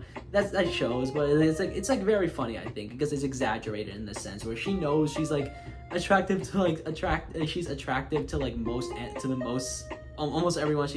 I can't speak. She knows that she is attractive to most of the people who see her, and so she kind of uses that, and it's like it's pretty funny, I think. I wouldn't say it's like the most hilarious thing ever, but it's funny. And like I said, as a kid, I thought she was pretty. I'll say that. I definitely didn't think weird stuff because, like I said, I was a kid. I didn't have those like kind of thoughts, and now I don't. I'm pretty sure I don't. At least not to her. But you know, yeah, that's what I gotta say. I guess I thought she was cute, is what I'm saying. As a kid, I thought she was cute. And apparently, in one of the DVD extras that I watched, I believe it was like the writers, where they were talking about the writers who like wrote for the show. One of them revealed that the reason like Minerva Mink was actually not in that many episodes is because like the executives or whoever just thought that she was like way too like she's just drawn differently, we'll say that. And they were all like, okay, no, we can't have this. We cannot have this in like a kid show, basically. And so that's why, while she did make appearances on the show, she actually wasn't in a lot of it. But man, oh man, it does look like she left an impression, especially if you look up Rule 34 art. I haven't, of course. I'm just making an assumption. I'm just guessing. I wouldn't know, obviously. Hey, let's move on to Chicken Boo. That's right, now I'm talking about Chicken Boo. Chicken Boo, what's the matter with you? You don't act like the other chickens do. You wear a disguise to look like human guys, but you're not a man. You're a Chicken Boo. That's right, I know all the lyrics because here in David Definitive Edition, we are a Chicken Boo loving household. And alright, so I remember when I first watched the Animaniacs revival, which I will talk about in a little bit and later on in this video, like briefly. But basically, I remember I watched that, and there was an episode where they actually referenced all the other characters besides the Warners and Pinky and the Brain, because like they just weren't in like the only characters that returned were really just the Warners and Pinky and the Brain. But there was one episode where they actually referenced the other Animaniacs characters, and in it they said something like, oh, Chicken Boo was like the least favorite character or something like that, and I was just like, wait, people didn't like Chicken Boo? And I actually still don't know if that's just something they made up for the episode or if people didn't actually like him. But like, look, I love Chicken Boo. I think he's great. I'm not gonna say like his episodes are like in like the best of Animaniacs or in like the top 10 best, which I may or may not have like my top 10 favorite episodes of the show later on in this video. I don't know, we'll see. But I think his episodes are at least entertaining. I don't know. I think his humor is kind of dumb, but it's like a fun kind of dumb. His whole thing is that he is a giant chicken and he wears disguises to blend into humans, and he's usually like the best at whatever he's doing. Like he's pretending to be like a figure skater. He's the best figure skater ever. He's pretending to be a TV writer. He's the best writer ever. Everyone finds him hilarious. He's like a superhero. He's the greatest superhero ever. But then the second the outfit is gone, people go, wait, he's a giant chicken? Get him out of here. I don't want a giant chicken here. And then everyone riots and gets him out of here, and then he goes off into the sunset, probably going off to like wear another disguise and like do something incredible in like another field. Design wise, he's just a giant chicken. I don't know what to say. He's a giant chicken. Like I think that's like that's why like I don't really know how to fully explain why I think it's funny. It just is like to me. I just like say the thing, and it's like, oh yeah, he wears a disguise even though he's like a giant chicken, but nobody sees that he's a giant chicken. He just wears like a silly disguise, and everyone thinks he's amazing. But there's always this one person who goes like, but he's a chicken, and everyone goes, no, he's not a chicken. Shut up. But then it's revealed that he is a chicken, and the person goes, I told you he was a chicken, and like, you know, everyone riots and gets him out of here. And it might not sound hilarious to you, but for some reason, it's hilarious to me. I don't know, maybe I'm just dumb, which is probably the case. I am kind of dumb, but I don't know. I think it's dumb fun, and it's goofy, and it's like ridiculous, but it's, you know, I enjoy it. I enjoy Chicken Boo episodes. And I want to use this video to spread my love for Chicken Boo. Go ahead. I want everyone who loves Chicken Boo out there to say, I love Chicken Boo. Put it in the comments. I want you to like find a picture of Chicken Boo and just send it to your friends. Have it say, you just got Chicken Boo. Just send it to people. Here's one that you can use. Yeah, go ahead. Spread Chicken Boo everywhere. Spread the Chicken Boo everywhere. I don't know where I'm going with this. Point is, I like Chicken Boo. I think it is stupid, but I think it's fun. I like it. Alright, so we're almost done talking about the characters. I brought my laptop here because for some reason I decided to write these last ones not on paper, but on this like Google Doc that I had for some reason. But all those characters that I mentioned before have stuff that I really wanted to say. You know, I could go like slightly more in depth. Some of them I had not as much to say as others, but still enough to make it like its own segment. But these ones, they're kind of just quick ones where I don't really have a lot to say about them, or they're just like gags that appear for like a few seconds. So that's why there isn't a lot to say about them, but I still feel they're worth mentioning. Like for example, Katie Kaboom. There are actually like a few Katie Kaboom episodes that like I could go into, but the gag is ultimately, oh, there's this teenager named Katie and she lives with her family in the suburbs. And she's usually like all perky and happy, but then the second something doesn't go her way, she turns into like a giant monster, or like she explodes, or all that stuff. She just goes crazy basically, and the family goes, uh-oh, teenager alert, you know, because that's the thing teenage girls do, right? They turn into monsters and make houses explode. Yeah, pretty funny. Some good use of animation. I like when the visuals get all crazy. It's good stuff. Mr. Mime. Alright, so this is just like the few, like, this and like the other one that I'm gonna mention later are just the ones that appear for like quick, like, gags that last for like a few seconds. Mr. Mime, his whole thing is that they go like, now, here's Mr. Mime, and he does like a thing that a mime would do, like, oh, invisible wall, invisible box, and then he gets hit in the head with an anvil.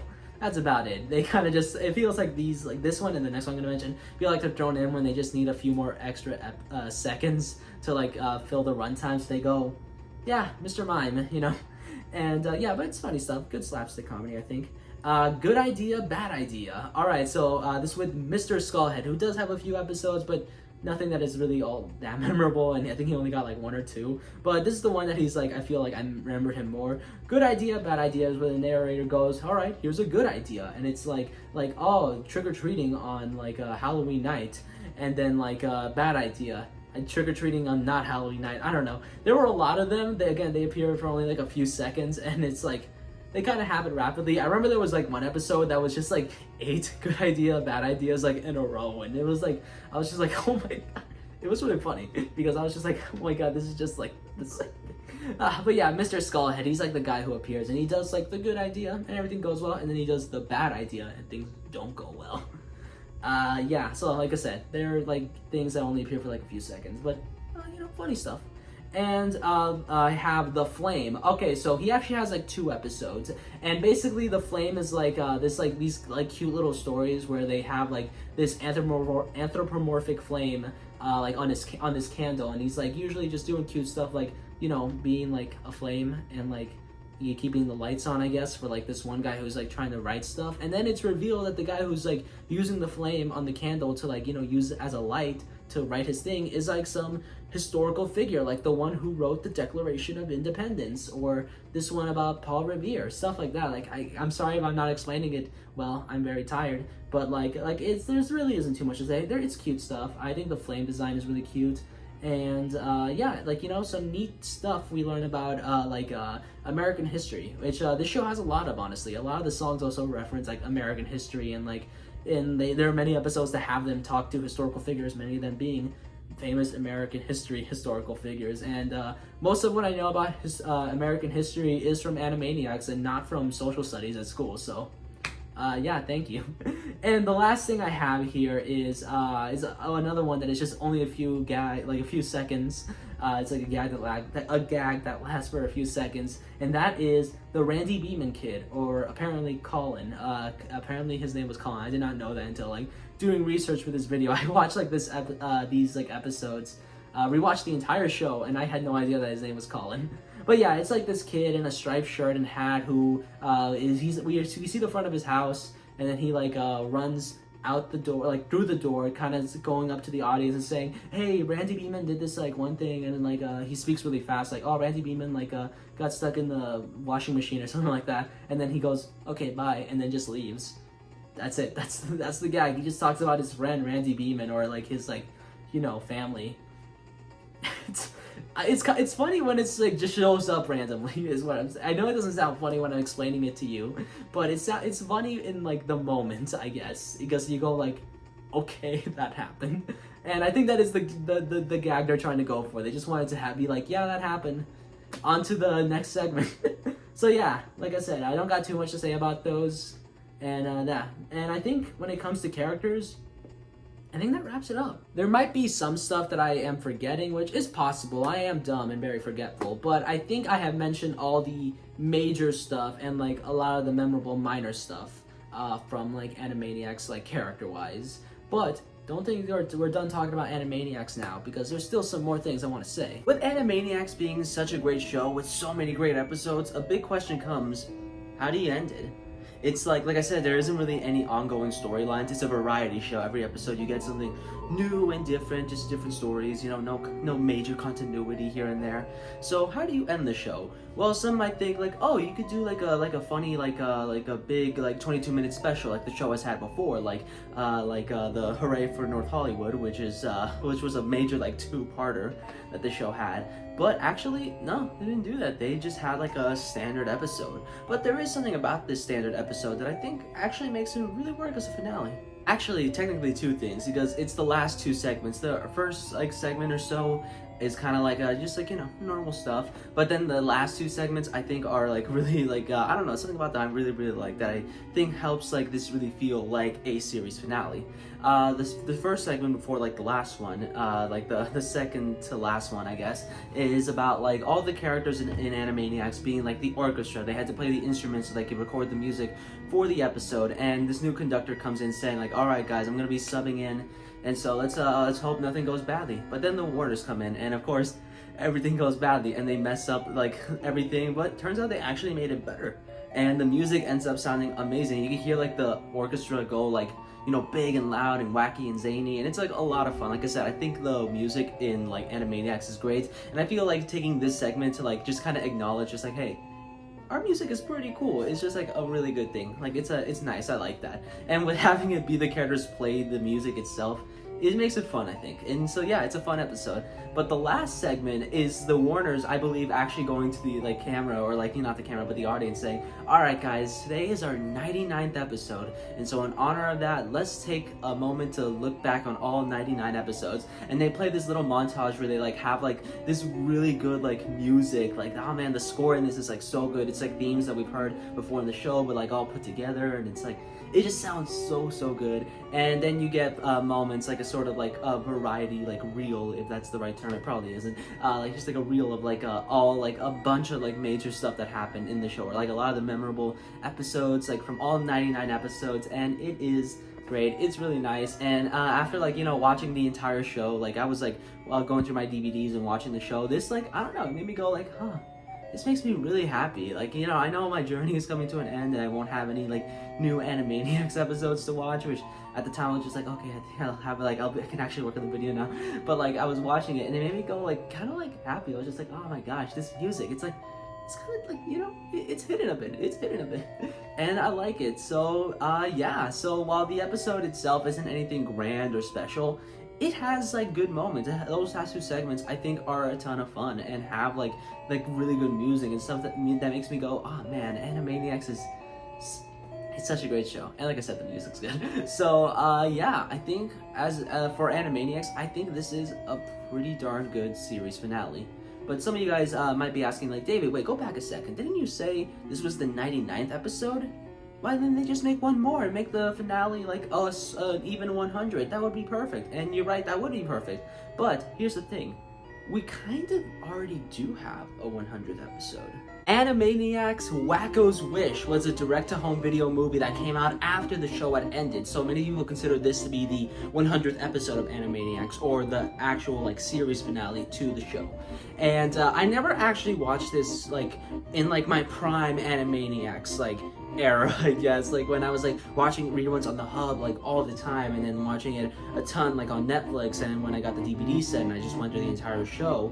And like I just didn't have the movie, or I had access to the movie. The set that I had that had like the 4 volumes of DVDs that I had didn't come with the movie. I believe now if you want to find like the complete series like on DVD, then the version that you will find like on Walmart or Target or online on Amazon does come with Wacko's Wish, but the set that I had did not. So I had to like to watch the movie, I had to wait many years later until like I went to the library for some reason, and I was looking at the DVDs and I saw, oh hey, Wacko's Wish is here, I should check this out since, you know, it's Animaniacs related. I watched it and I thought it was okay, and then I never saw it again for many years until this year, when I thought of the idea of like working on this video, and I thought I'll just buy the DVD like on Amazon. And so I bought it alongside like the Super Mario Bros 1990s movie, which I made a video on a while back, so you should check that out. It's really good. It's honestly one of my best videos. I had so much fun working on it. Please watch that video. The point is, I bought like Wacko's Wish on DVD and I rewatched it,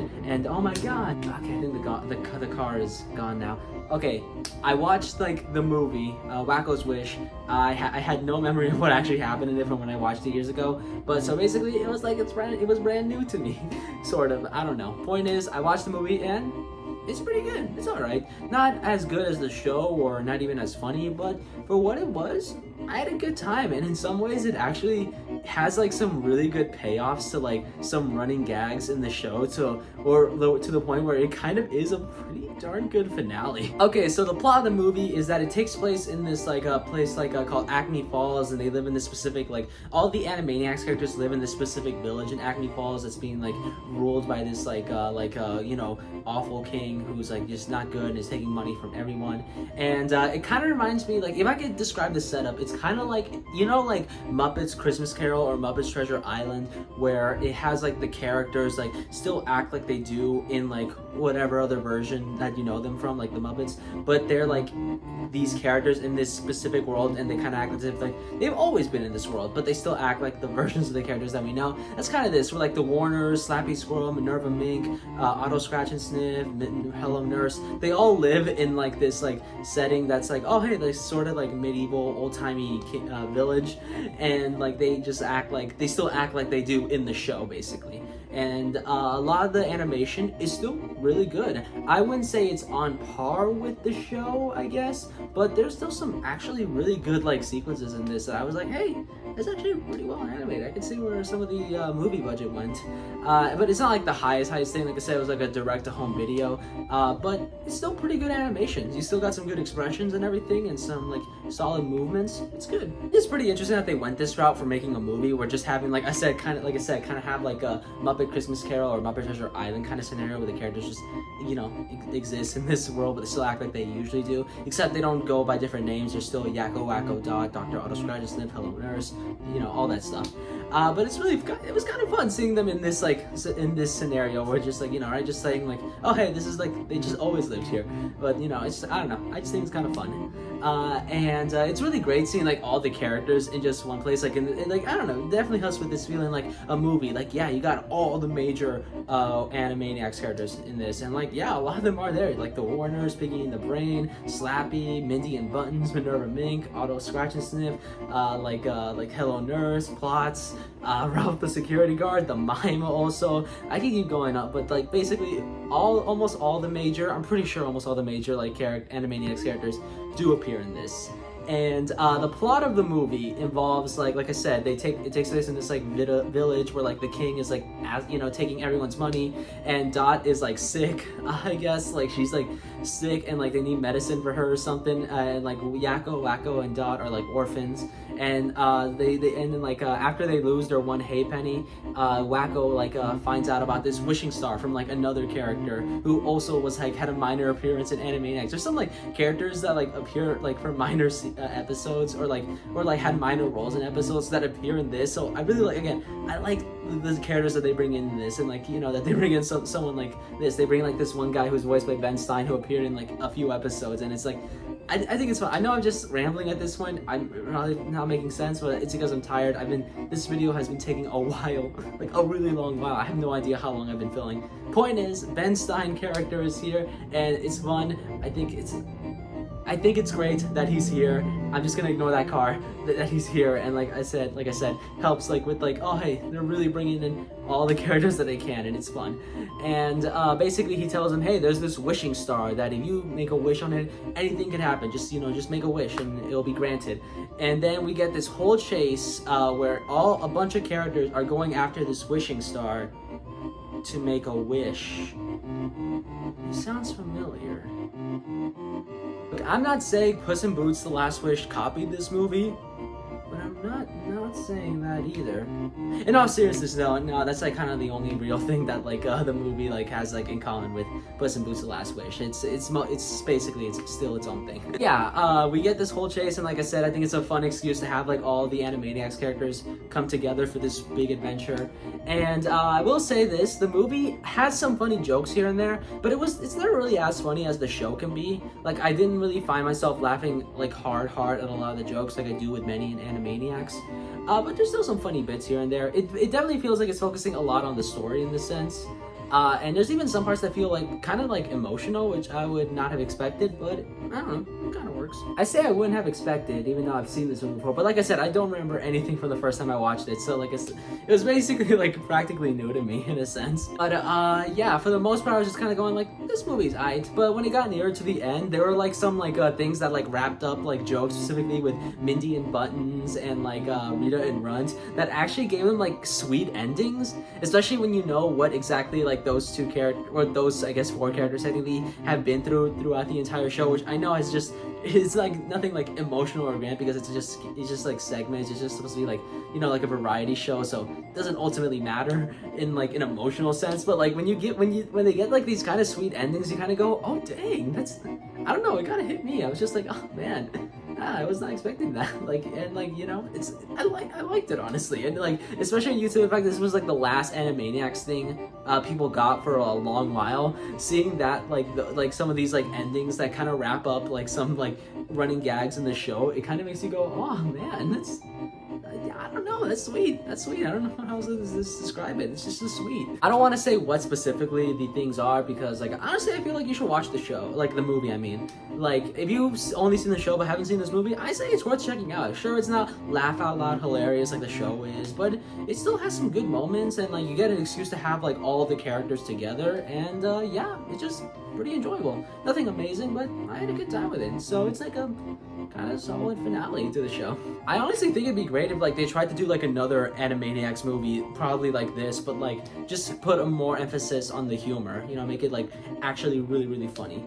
I don't know what the state of Animaniacs is gonna be, since like the revival recently had like just ended, so I don't know if they actually will do a movie. I know the cast members said like they're interested in it, but we'll see what happens. We'll see. I will talk about the revival in a bit, don't worry. And by in a bit, I mean right now. Yeah, the revival. It came out, it first premiered the first season in 2020 on Hulu. And I remember watching it. I even got Hulu for the first time just to check it out. And I'm not gonna go super in depth with it, like what I think about it, because honestly, I feel like I kind of want to do a separate video talking about the revival on its own, seeing how it's like now ended. And you could say, well, David, if it's ended now, you can just talk about it right now. Yeah, true, but I actually have quite a few things to say about it that I feel like I just don't really want to go too in depth with in this video. That's mostly talking about the original, but I still want to talk about it briefly. So overall, I think it's pretty good. I liked it. Like, I think the animation pretty good. I think the voice acting is top notch. Of course, you got Rob Paulson, Tress MacNeille, Jess Harnell, and Maurice LaMarche returning back for like the Warners and Pinky and the Brain, and they're fantastic. I think the voice acting overall in the show is really good, especially just even some of the people who weren't on the original show, like John DiMaggio shows up, and of course he's great. So overall, just top notch voice acting. And like I said, I think the animation's pretty good too. I think a lot of the jokes are pretty funny, and there's some like fun episodes. But it's not as good as the original, mainly because, well, not just because like actually, it is actually a big reason, but like it's more than just that. Where like I feel like I kind of don't like that only the Warners and Pinky and the Brain returned, and of course some people like Dr. Otto Scratch-a-Snip and Ralph the Security Guard, and of course they returned, but like most like the original like characters from Animaniacs, like Slappy, the Good Feathers, Mindy and Buttons, Rita and Runt, none of them returned.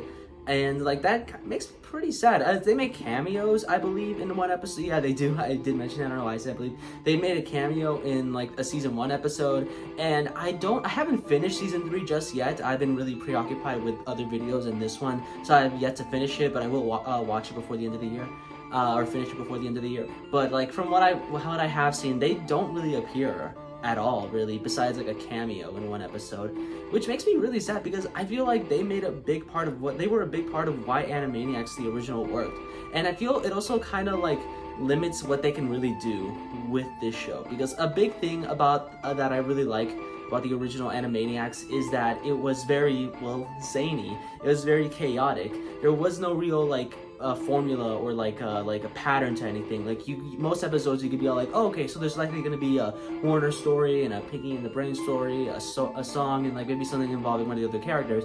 But then, well, sometimes they'll just like subvert your expectations and not do any of that. Sometimes the Warners won't appear at all. Maybe it'll be a full-length special, or maybe it'll be like just mostly filled up with just small jokes. Like I said, there was like one episode that was like a bunch of like good ideas, bad ideas, like in a row. And like I just think that adds a lot of fun to the show, because you really do not know what to expect. They just put whatever they can to fill the runtime, and again, very much adds to the zaniness, the chaotic nature of Animaniacs, which makes it so much fun, especially on rewatch when you don't remember everything that appeared in every episode, and you kind of like are like, whoa, what's this? You're just like surprised, and I think that's super fun. But in the revival, it's not really like that. There really is a formula. You'll get like Animaniacs, or like a Warner story, I mean.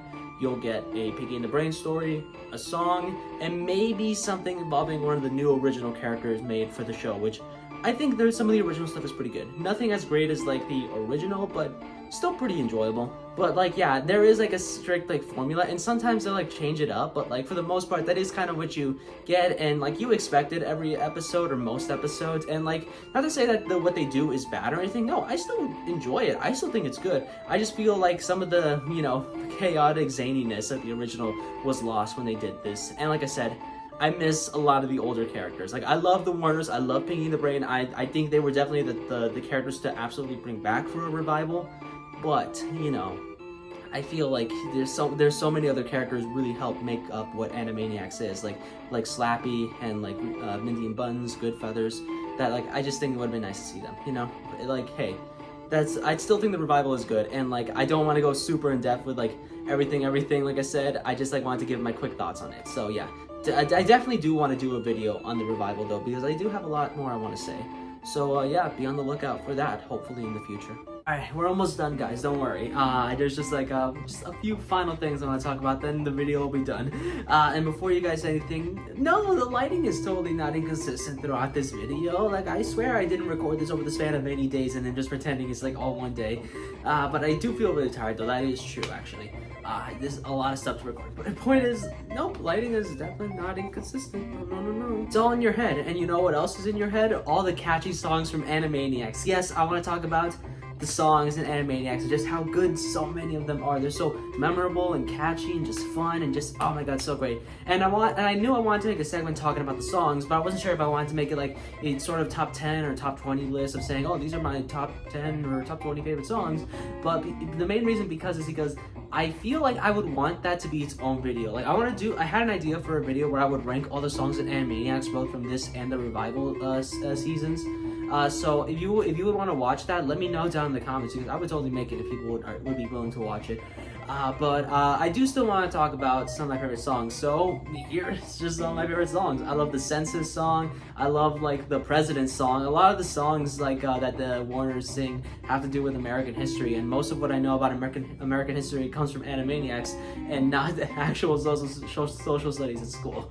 I like Yakko's Universe, where he sings about like all, you know, the universe and all the different planets and everything. It's a great song. Again, also very educational. A lot of the songs are both fun, but also educational, but not like in an like annoying educational way, where it's more like, hey, I'm having a good time, but I'm also learning.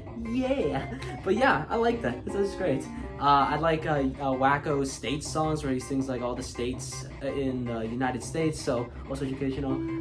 Like Dot's I'm Cute song, that's educational if you think about the idea that she's teaching you that she's really adorable.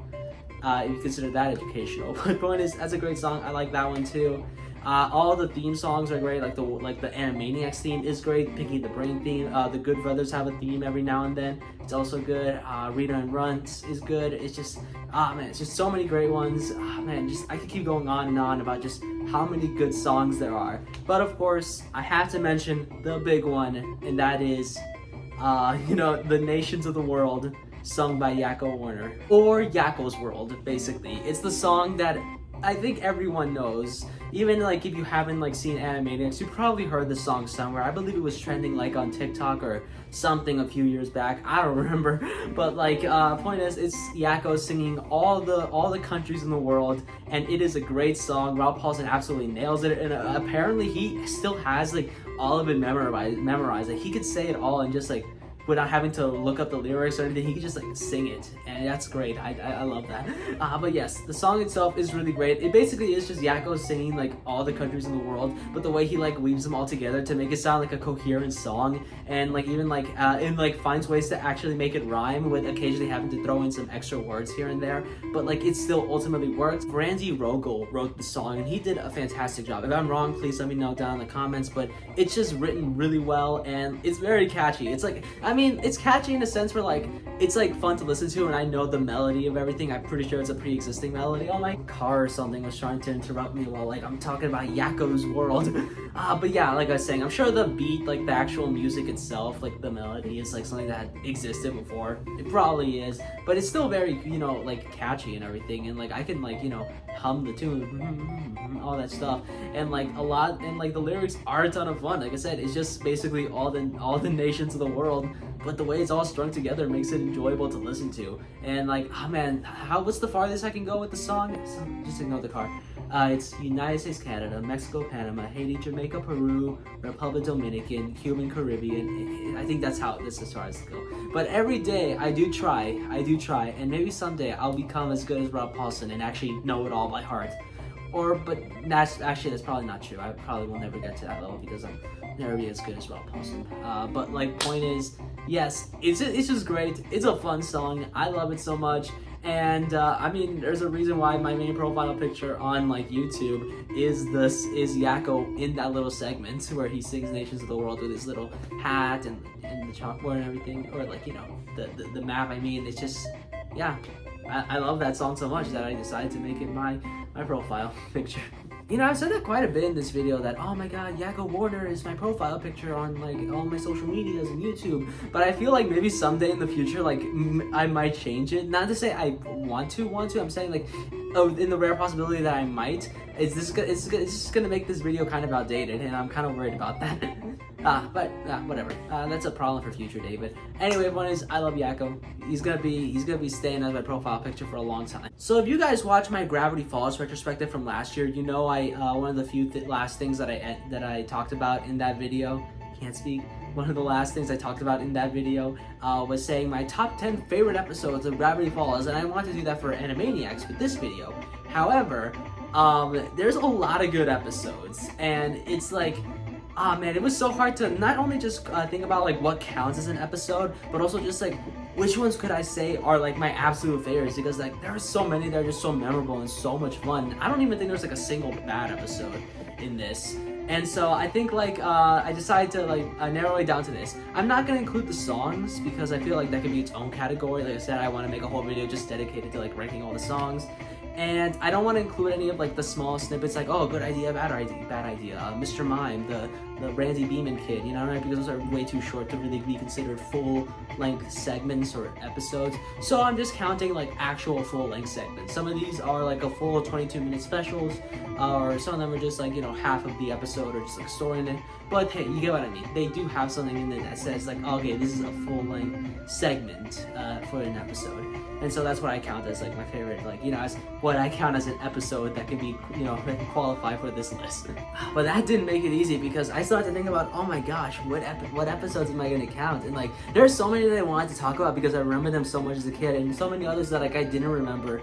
And like I watched them and I was like, oh my gosh, this is so funny. I forgot how funny this is. Like how could I not remember this? I want to include this in the final list. So, oh man, I think it was really difficult. And like honestly, I don't entirely know how concrete this list is going to be because it could honestly change. Because like the more I rewatch the show, sometimes I find some bits funnier than others, or some episodes funnier than others. So it could really depend. So this list might be different in like a couple of years from now, or maybe months from now.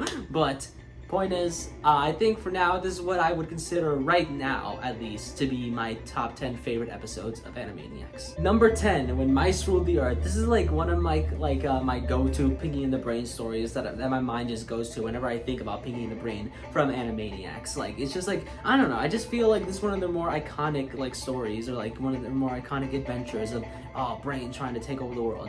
And his idea for trying to take over the world in this episode is he uses H.G. Wells' time machine from Time Machine to go back in time with Pinky, of course, to go ahead and try to have mice be the dominant species on Earth and not humans. So they try to teach them various things like fire and whatnot. But of course, things don't go well. There's some slapstick comedy in there with some animals that try to attack them and everything. But like, I think what really makes this episode really memorable to me and really funny is, besides like the slapstick comedy that I think is really good, and some of the funny voice performances with Maurice LaMarche and like Rob Paulson, especially there's like one sound that Maurice LaMarche makes that's just really funny to me. But like another thing that makes this episode really memorable to me is the ending. The ending is really funny. I'm not gonna say what it is, but trust me, it's pretty funny. It's pretty funny comedic payoff. And it's like, yeah, it's just a solid episode. I really liked it. Number 9, the Warner 65th Annual Special. Is that what it was called? Let me check the notes. Yes, it was. I knew that's what it was called, but my mind is trying to play tricks on me because I've been working on this video for way too long. Oh man, I definitely need to take a rest after this. Point is, the Warner 65th Annual Special. This, like I said before, I really like it when episodes play off the idea of like the Warners being these cartoon characters that have existed for like a long time, you know, that lore. And so here we see like a big celebration celebrating their 65th Annual Special, and it's pretty funny. There's a lot of funny moments, and I like how they play off like all the Warners like having this like long history in Hollywood, and there's even cameos from like Looney Tunes characters. And there's like, yeah, I just like that. They just like, I think they do a pretty good job at playing off that idea of like, you know, like I said, the Warners being like a big part, or like, you know, having existed for so long. And they play this off like, oh hey, this is a 65th Annual Special that's airing on TV.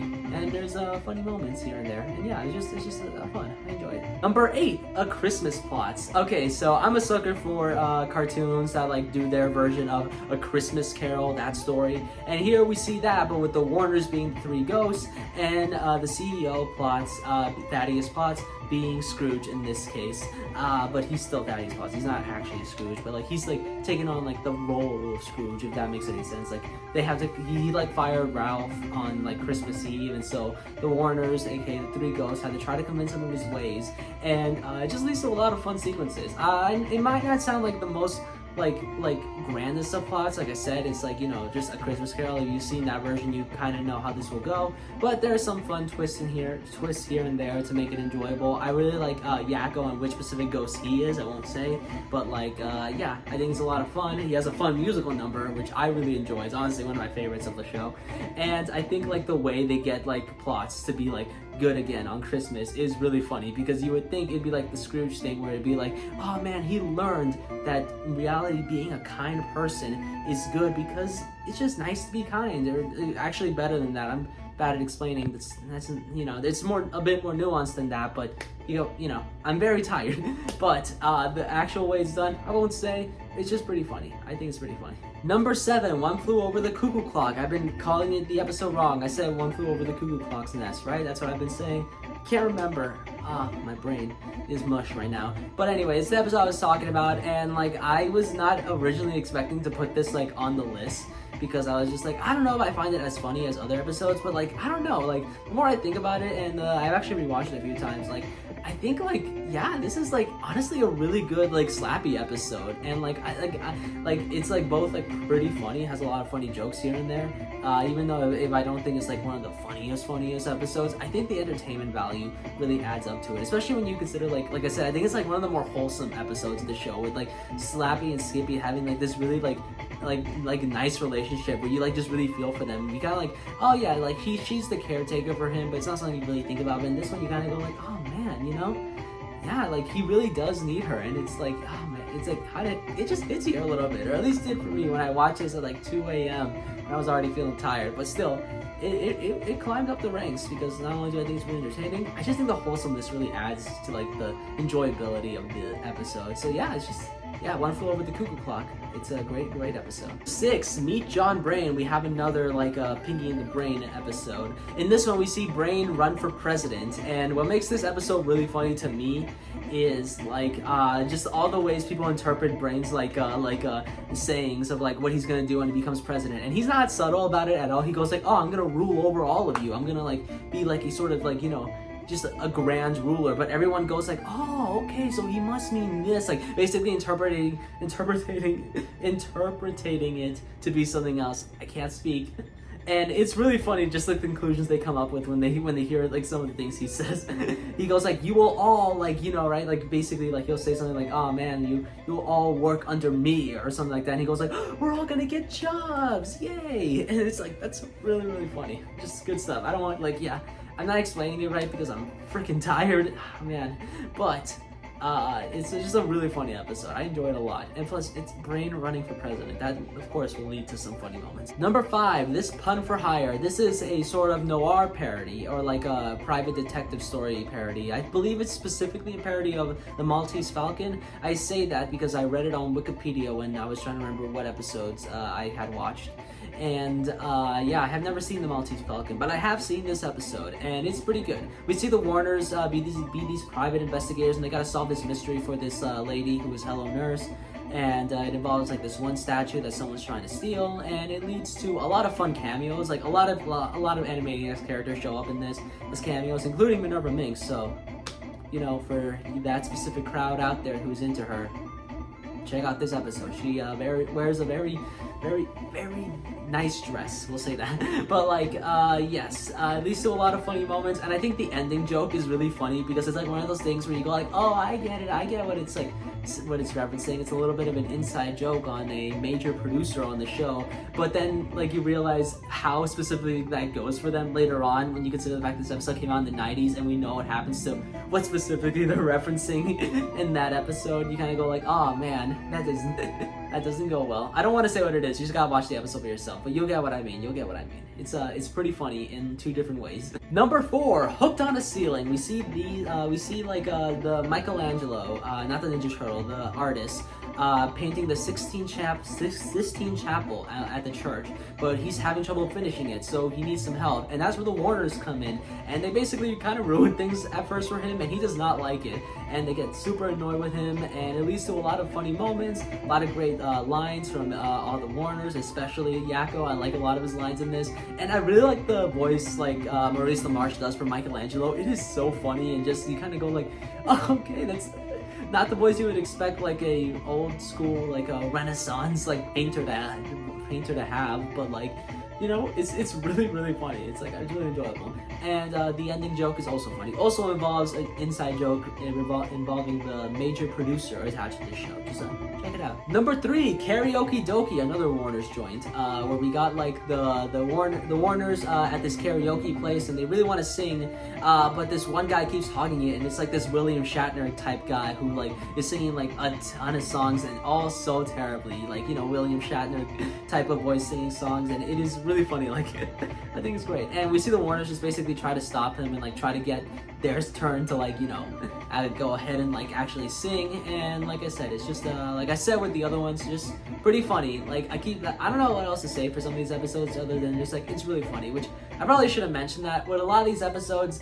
When I say that, like a lot of these episodes I'm choosing because I find them really funny, and so yeah, that would really depend on like how other people like would make their list of favorite Animaniacs episodes. Just whichever ones make them laugh the most or entertain them the most, and these are just the ones that entertain me and make me laugh the most.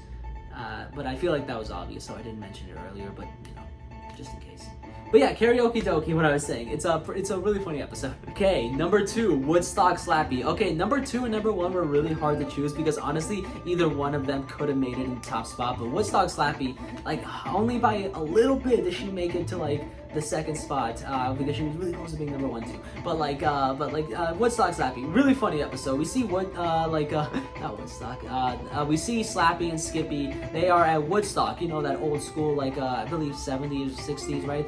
Music festival with all the hippies and everything. And like Skippy is super into it, but Slappy is not, and she wants everyone to just leave. And it leads to a lot of funny moments. I just think about it. Slappy is a cranky old woman, and these are a bunch of hippies. You can see how that collides. And there's especially one really funny bit where like they're trying to explain the name of like this 70s or 60s band, and like I won't say what it is because I think it's just much more funnier when you actually watch it and when you don't hear my sleep deprived voice like you know, explain it. So yeah, just check it out. It's really funny, honestly. So like some of the hardest I laughed in an episode. Number 1 was really tricky. I knew it was either gonna be Woodstock Slappy or this one. Actually, not even then. Like, it was really hard to even choose like which order these episodes would go in or which episodes would even make it on this list. Man, maybe I should have made it a top 20, but this video is long enough.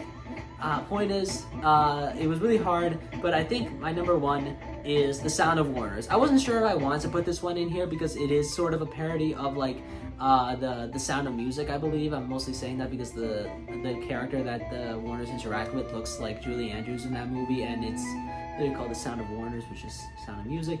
But I had never seen that movie, so I feel like that just shows like, okay, Animaniacs is just really good at parody, so that even if you don't know what they're referencing, you could still find it funny. And that's certainly the case with me with this. Apparently the CEO plots and such hired this new nanny who is voiced by Chester Neal and is like again based off of the character from The Sound of Music. I'm assuming. I've never seen that movie. I'll get around to it soon someday. Who knows? I don't know. Point is like she's hired as the new nanny, and she is kind of, you know, not mentally stable. Like she's like all happy and cheery, but at the same time she's kind of cuckoo. And so she has to deal with like the Warners, and like usually most people like in the situation will be like annoyed by them and go like, get these people out of my life. But like she's all like, oh man, I love them so much. And the Warners do not like that. They're all like, oh, what? We don't like her. She's way too like crazy. Like is she okay? And it's like it leads to a lot of funny moments. And then of course like a cameo by Slappy, which is also great. What specifically they do with her, it's really funny. It leads to a really funny like exchange of dialogue and like jokes and everything. And yeah, honestly, I don't know what else to say other than just this episode makes me laugh the most, I think. So yeah, I think Sound of Warners is probably my favorite episode, but like I said, this list, don't take it as too definitive because it was really hard to come up with it, and honestly, I feel like I might even change it like later on. This is just how I feel right now. Because the Animaniacs has a lot of great episodes, and honestly, like there were so many that I thought about including, like Level Bulbot Brain or Spellbound, or like even the potty episode where Wacko really has to pee really badly. I wasn't thinking about including that one because I just think the visual comedy in that one's really funny. But like, man, it was just so hard. Who knows? Maybe one day I'll even just like go ahead and just do a full-on ranking every episode of Animaniacs ranking every episode of Animaniacs video. Who knows? We'll see. You'd be into that. Maybe I'll do it. But point is, I just think these episodes are really great. It was also kind of hard to come up with this list because I don't see anyone else making lists on YouTube about their like top 10 or top 20 favorite Animaniacs episodes. I feel like there should have been more of that. The only one I found was by Nostalgia Critic, which regardless of what you think about him, I did actually watch the video. back in the day when I was sort of into him. It's not something I'm proud of, but the video itself is actually pretty good. It's a good list of episodes, some real bangers in there. But like, somebody else please make a top 10 Animaniacs episodes video on YouTube, so more people can know which episodes are really, really great. I want to hear people's different opinions. But yeah, these are mine at the moment, basically. And I think with that, I think we could come to an end now. Animaniacs is a show that means the world to me, honestly. It's like a show that I loved as a kid when I first watched it, when it was like rerunning on the Hub when they did reruns. And then like I would quote it so much at school, even though nobody else knew what I was talking about.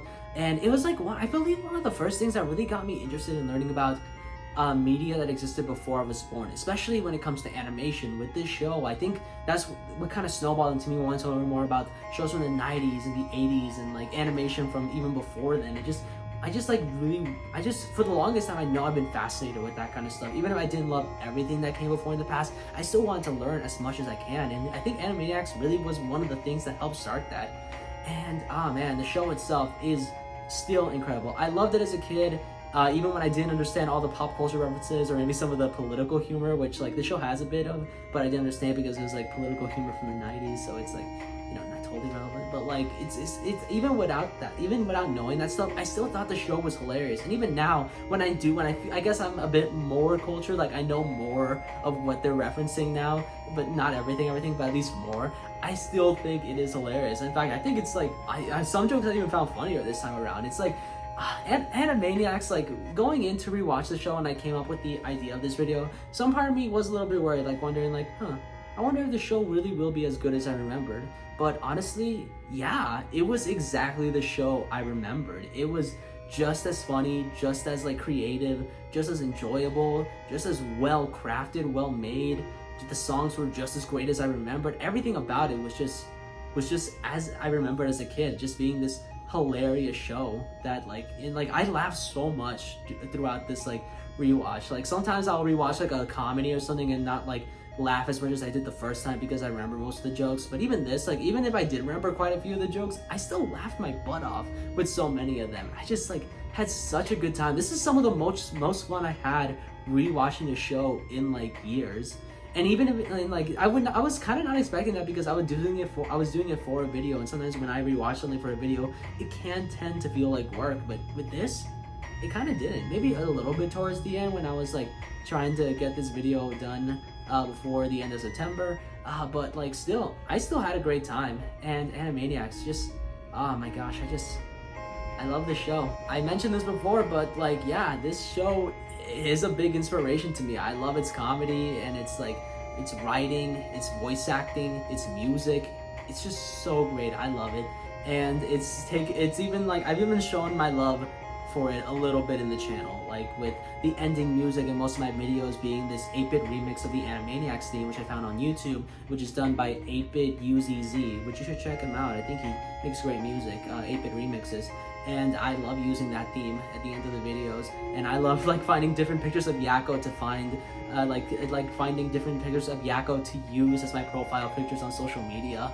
And like when I just I don't remember what exactly was my first profile picture when I first started YouTube, but I know it wasn't Yakko. But one day I was just bored and I thought like I really want something to like just be like a better picture, like it's better, signifier of like what I want this channel to be, or at least something that like I know I'll like more. And then I just thought, what if I just put Yakko? And then it just, I don't know, everything just felt like it clicked more. Like I felt like just happier with like what I was like with that in there than whatever was there before. I don't know how to explain it. The point is, like, I don't know, I just felt like my channel felt a little bit more complete once I put Yakko as the profile picture. And yeah, Animaniacs. Thank you to everyone who's worked on the show. Tom Ruegger, the creator of the show, Steven Spielberg, of course, who produced it, and like that big like Steven Spielberg credit and money help that he pushed into the show to make it as good as it is. Like yeah, this show does look really good. I heard it actually has a higher cell count or whatever when it comes to like the animation, than most other shows at the time, and it's probably because of Steven Spielberg's involvement. But like yeah, great stuff. The voice actors, some of my favorite voice actors of all time are in the show. The composers, writers, just everyone like did an amazing job. on this show. And I find something really interesting. When I was going back to the DVD extras, in one of them, one of the writers said that back then working on this show, working on Animaniacs was actually really fun, and it was some of the most fun he had working in television.